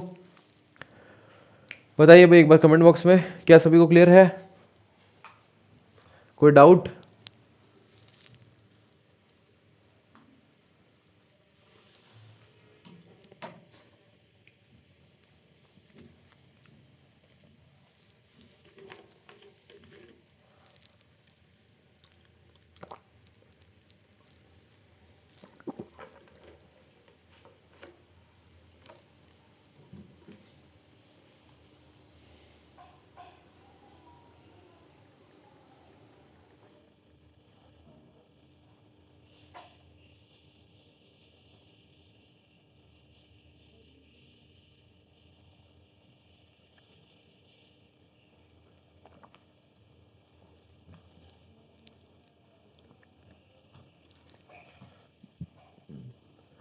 एक प्रश्न आकाश पूछ रहे हैं कि सर जी स्केलेटल मसल में ब्लड जाता है उसको ब्लड पूलिंग कहते हैं ना? नहीं, ब्लड पूलिंग जो है आकाश उसे कहते हैं जहां पर शरीर के किसी अंग में जो है रक्त इकट्ठा हो जाता है। रक्त का इकट्ठा हो जाता है यानी कि स्त्रावित हो जाता है, उसे हम क्या कहते हैं, स्त्रावित मतलब स्त्रावित तो सिक्रेशन होता है, इकट्ठा हो जाना यानी कि हम कह सकते हैं कि एक जगह जो है रक्त अधिक मात्रा में कोई भी एक अंग में, जैसे मैंने कहा कि मेरे हाथ में जो है चोट लगी और हाथ में जो है रक्त इकट्ठा हो गया, तो उसे हम जो है ब्लड पूलिंग कहते हैं। रक्त जाता है, ब्लड स्केलेटल मसल में ब्लड जाता है, उसे हम पूलिंग नहीं कहते हैं। तो ब्लड पूलिंग का मतलब होता है, टेक्निकल टर्म होती है, किसी भी अंग के अंदर जो है रक्त इकट्ठा हो जाता है उसे हम ब्लड पूलिंग कहते हैं।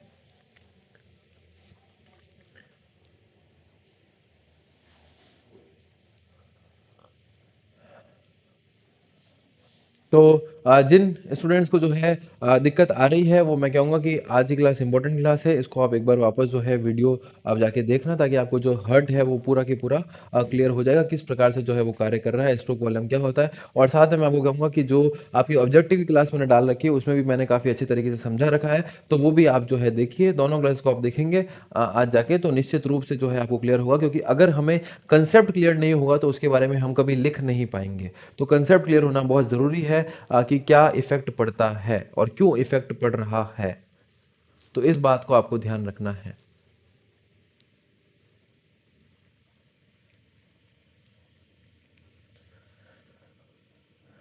चलिए, तो आज अब जो है अगर हम देखें कि इस यूनिट 2 के अंदर जो है हम देखते हैं रेस्पिरेटरी सिस्टम जो है हम कल लेंगे, रेस्पिरेटरी और डाइजेस्टिव को हम जो है कल कर लेंगे। ये दोनों जो है वो छोटे छोटे हैं, क्या मैकेनिज्म रहता है। और अच्छा, सॉरी, इसके अंदर जो है रेस्पिरेटरी सिस्टम के अंदर हम देखेंगे कि I R V, E R V, इनके बारे में हमको पढ़ना पड़ेगा। Inspiratory reserve volume, expiratory reserve volume, चलो ये कल जो है कल बड़ ये भी बड़ा टॉपिक बनता है, तो कल जो है हमारा ये टॉपिक चलेगा। फिर हम जो है परसों एलिमेंट्री कैनाल की तरफ बात करेंगे। और अगर आज मुझे जो है रात के समय टाइम मिला, तो मैं आपको जो है रात के समय हम एक्स्ट्रा क्लास लेके भी जो है इनको टॉपिक्स को कवर कर लेंगे। तो इस जो क्वेश्चन को, कि मुझे भी अगर मैं बताऊं तो अभी लगभग 4 घंटे हो गए हैं लाइव क्लास लेते हुए। तो और फिर वापस मेरी अभी ऑफलाइन क्लासेस है, तो मैं आपको जो है बता देता हूं कि हम जो है कोर्स को कवर कर लेंगे, आप निश्चिंत रहिए। और इसको जो है अगर मेरे को शाम को टाइम मिला, तो मैं आपको ग्रुप में जो है आधे घंटे पहले मैसेज डाल दूंगा कि हमारी इतने बजे क्लास होने वाली, लगभग 8 साढ़े 8 बजे के आसपास। तो हम जो है उस टाइम इसको रेस्पिरेटरी सिस्टम को देख लेंगे। आपको जितनी चीज़ें कराई जा रही है आप उसको करिए, साथ में जो ऑब्जेक्टिव क्वेश्चंस की जो मैंने डाली हुई है, मतलब जो पहले हो रखी है क्लासेस, जो भी विद्यार्थी नए जुड़े हैं तो वो उनको ऑब्जेक्टिव क्लासेस की जो है क्लासेस जो है वो देखनी है। आपके ग्रुप्स के अंदर जो है सब दी हुई है। सब्जेक्टिव का मैं फोल्डर अलग से बना दूंगा। तो इसके अंदर जो है प्रभाव, बस इसके अंदर दो के प्रभाव बने हैं, यानी कि एक जो है रेस्पिरेटरी और एक क्या है हमारा क्या कह सकते हैं, डाइजेस्टिव सिस्टम है। तो रेस्पिरेटरी का एक दिन है और डाइजेस्टिव का सिस्टम का एक दिन है। तो आज शाम को हम दूसरी क्लास लेकर रेस्पिरेटरी को खत्म कर देंगे और कल डाइजेस्टिव का क्लियर हो जाएगा। तो यूनिट 2 जो है हमारा, पार्ट ए का जो यूनिट 2 है, इस प्रकार से हमारा क्लियर हो जाएगा, क्योंकि इसके अंदर मुख्यतः 4 ही है।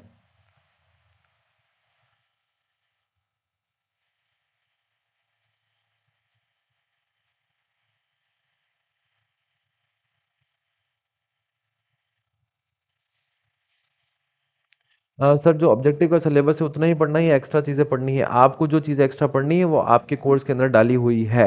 जितना मैंने डाला हुआ है उसको आपको पढ़ना है, बस बात इतनी सी है। आपको वो पढ़ के जाना है। सर, डायग्राम बनाना भी सिखाइए। डायग्राम तो मैं साथ साथ में बता रहा हूँ, बट फिर भी अब डायग्राम, मैं यहाँ पर डायग्राम बनाऊंगा तो फिर चीज़ें हमारे कंसेप्ट क्लियर नहीं हो पाएगा। तो डायग्राम आप अपने हिसाब से कुछ भी गूगल के माध्यम से, यहाँ पर मैं फोटोज़ वगैरह जो है वो डाल दूंगा आने वाली और क्लासेस के अंदर। बाकी जो है मैं बिल्कुल कोशिश करूंगा, चलो आगे आने वाली क्लासेस में, कि डायग्राम जो है थोड़ा थोड़ा आपको बता दिया जाए कि क्या हमारा जो इंस्पिरेटरी रिजर्व वॉल्यूम क्या चीज़ें रहती है, तो वो आपको बताएंगे। सर, एक डाउट है, फिजिकल एजुकेशन में एकमात्र आप हो जो एक्सटर्नल मोटिवेशन इतना बाहर क्यों भर क्यों रखा है? आ, देखिए, एक्सटर्नल मोटिवेशन एज इन ये है कि हमारे शरीर में जो है इंटरनल मोटिवेशन और एक्सटर्नल मोटिवेशन, आगे जब हम साइकोलॉजी के अंदर पढ़ेंगे, तो दो प्रकार के मोटिवेशन होते हैं। एक आंतरिक प्रेरणा, अब एक होती है बाहरी प्रेरणा। तो आंतरिक प्रेरणा यानी कि अब जब आपके मन में आपको ऐसा लगेगा ना कि अब मेरे पास कोई और रास्ता नहीं बचा है, मेरे को इस बार लगना ही लगना है। सर, मेरे पास कोई और ऑप्शन ही नहीं है, कि अगर मेरा ईएमआरएस केवीएस में एनवीएस में नहीं होता है तो मेरे पास कोई दूसरा ऑप्शन है ही नहीं ज़िंदगी के अंदर। अब वो होता है आंतरिक मोटिवेशन। और एक्सटर्नल मोटिवेशन वो होता है कि मैंने मेरे दोस्त को देखा, मैंने मेरे पड़ोसी को देखा, और वो जो है ईएमआरएस के अंदर लग गया, वो केवीएस के अंदर लग गया, वो एनवीएस के अंदर लग गया, तो हम देखते हैं कि यार वो लग सकता है तो हम भी लग सकते हैं, हम भी थोड़ी बहुत मेहनत कर लेते हैं। या फिर जो है सर जो है पूरी तरीके से फीस जो है रिफंड कर देंगे, या इस तरीके से जो चीज़ें हैं, तो वो एक्सटर्नल मोटिवेशन आपको दिया गया, ताकि आप जो खुद है वो मेहनत करें, आप मेरे को जो है रिजल्ट ला कर दें। क्योंकि अगर मैं पढ़ा रहा हूँ, इतनी मेहनत खुद से कर रहा हूँ, तो मुझे जो है रिजल्ट दिखाना है, रिजल्ट चाहिए इस बार आप सभी से। तो इस प्रकार से जो है आपसे उम्मीद करता हूँ कि आप सभी जो है अच्छे से अच्छा रिजल्ट ला कर देंगे। अपना 100% देना है, बाकी जो रिजल्ट आएगा वो भगवान की मर्जी है। बट हमें जो है ज़िंदगी में रिग्रेट नहीं रखना है कि सर मैं थोड़ा सा और मेहनत कर लेता, मैं थोड़ी सी और मेहनत कर लेता तो शायद मेरा चयन हो जाता। ये बात ज़िंदगी में नहीं होनी चाहिए। आपको अपना पूरा 100% देना है।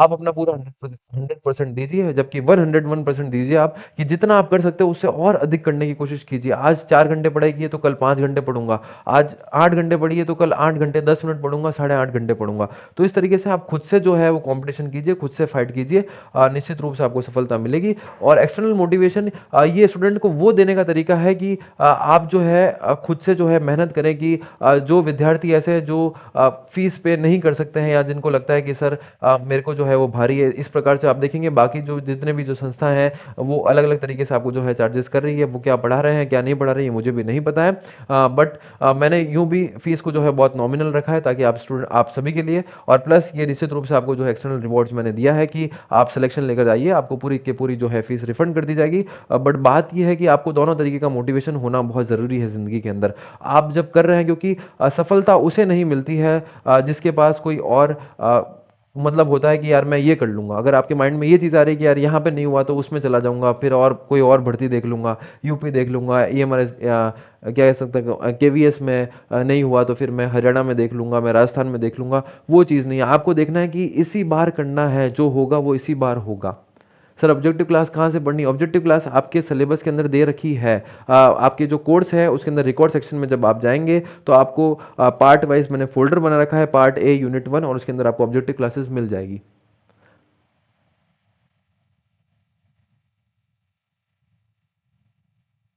सर मेरे पास फिजिकल का सब्जेक्ट नहीं है, बट मैं तब भी एग्जाम देंगे एंड सिलेक्शन लेना है। देखो मैं अगर आंतरिक अगर कुछ बात बताऊं तो अभी मैं रिसेंटली जो है वो काफ़ी रिसर्च कॉन्फ्रेंसेस में जाके आया हूँ, और वहाँ पर मिनिस्ट्री ऑफ यूथ अफेयर्स ने जो है अपनी बात रखी है मिनिस्ट्रल को, कि जो स्टूडेंट जो है एएमआरएस के अंदर जो है मतलब फिजिकल एजुकेशन को जो है बीए में फिजिकल एजुकेशन मांगी गई थी, या ग्रेजुएशन के अंदर फिजिकल एजुकेशन मांगी गई थी, जबकि एनवीएस केवीएस ने जो है इसको मना कर दिया था। तो वहाँ पर जो है ये बात आई है कि उन्होंने अपनी तरफ से जो है वो लेटर दिया है मिनिस्ट्री को कि इसको एएमआरएस के अंदर भी जो है वो चेंज किया जाए। अब ये चेंज होता है नहीं होता है, सुप्रीम कोर्ट इसके ऊपर क्या डिसीजन लेता है क्या नहीं लेता है, वो ना तो मेरे हाथ में है, ना आपके हाथ में, ना जिन्होंने दिया है उनके हाथ में है। तो मैं भी वहाँ पर बैठा था, और वहाँ पर वहीं से जो है केवीएस एनवीएस के अंदर जो रूल्स चेंज हुए थे वो भी वहीं से चेंज हुए थे, और ईएमआरएस के अंदर जो है वो शीट जो है वो जा चुकी है कि इस नियम को जो है बदला जाए। पर अब ये कोर्ट करता है, ये फैसले पर अडिग रहता है, ये कोर्ट नहीं करता है, ये ना तो मुझे जानकारी है, ना उनको जानकारी है, ना किसी और को जानकारी है। तो ये चीज़ें तब आएगी जब बाद में जब हमारा सिलेक्शन हो जाएगा, फिर हम देखेंगे कि यार अगर हम कोर्ट की तरफ जा सकते हैं, अगर हम जो है तब तक हो सकता है कि वो लेटर जो है मिनिस्ट्री उसको मान जाए कि केवीएस एनवीएस में कर दिया तो इसमें भी कर दें। तो अभी तक इसके ऊपर कोई भी जो है बाहरी रूप से अगर जो बात सामने नहीं आई है, पर मैं आंतरिक रूप से बता सकता हूँ, इंटरनली बता सकता हूँ कि वहाँ से लेटर जाकर लिख कर जो है हम दे चुके हैं कि इस चीज़ को जो है वो ईएमआरएस के अंदर भी किया जाए, जो केवीएस एनवीएस के अंदर हुआ है।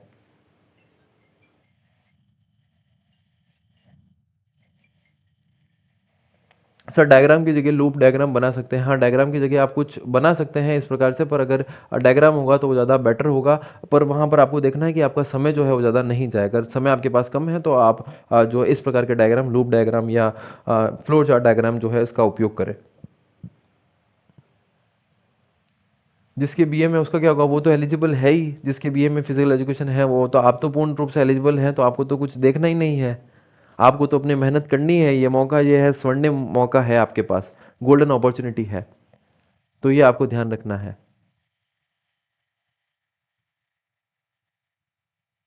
आज के बजट में राजस्थान पीटीए में सेकेंडरी की भर्ती आएगी या नहीं आएगी, आपको क्या लगता है?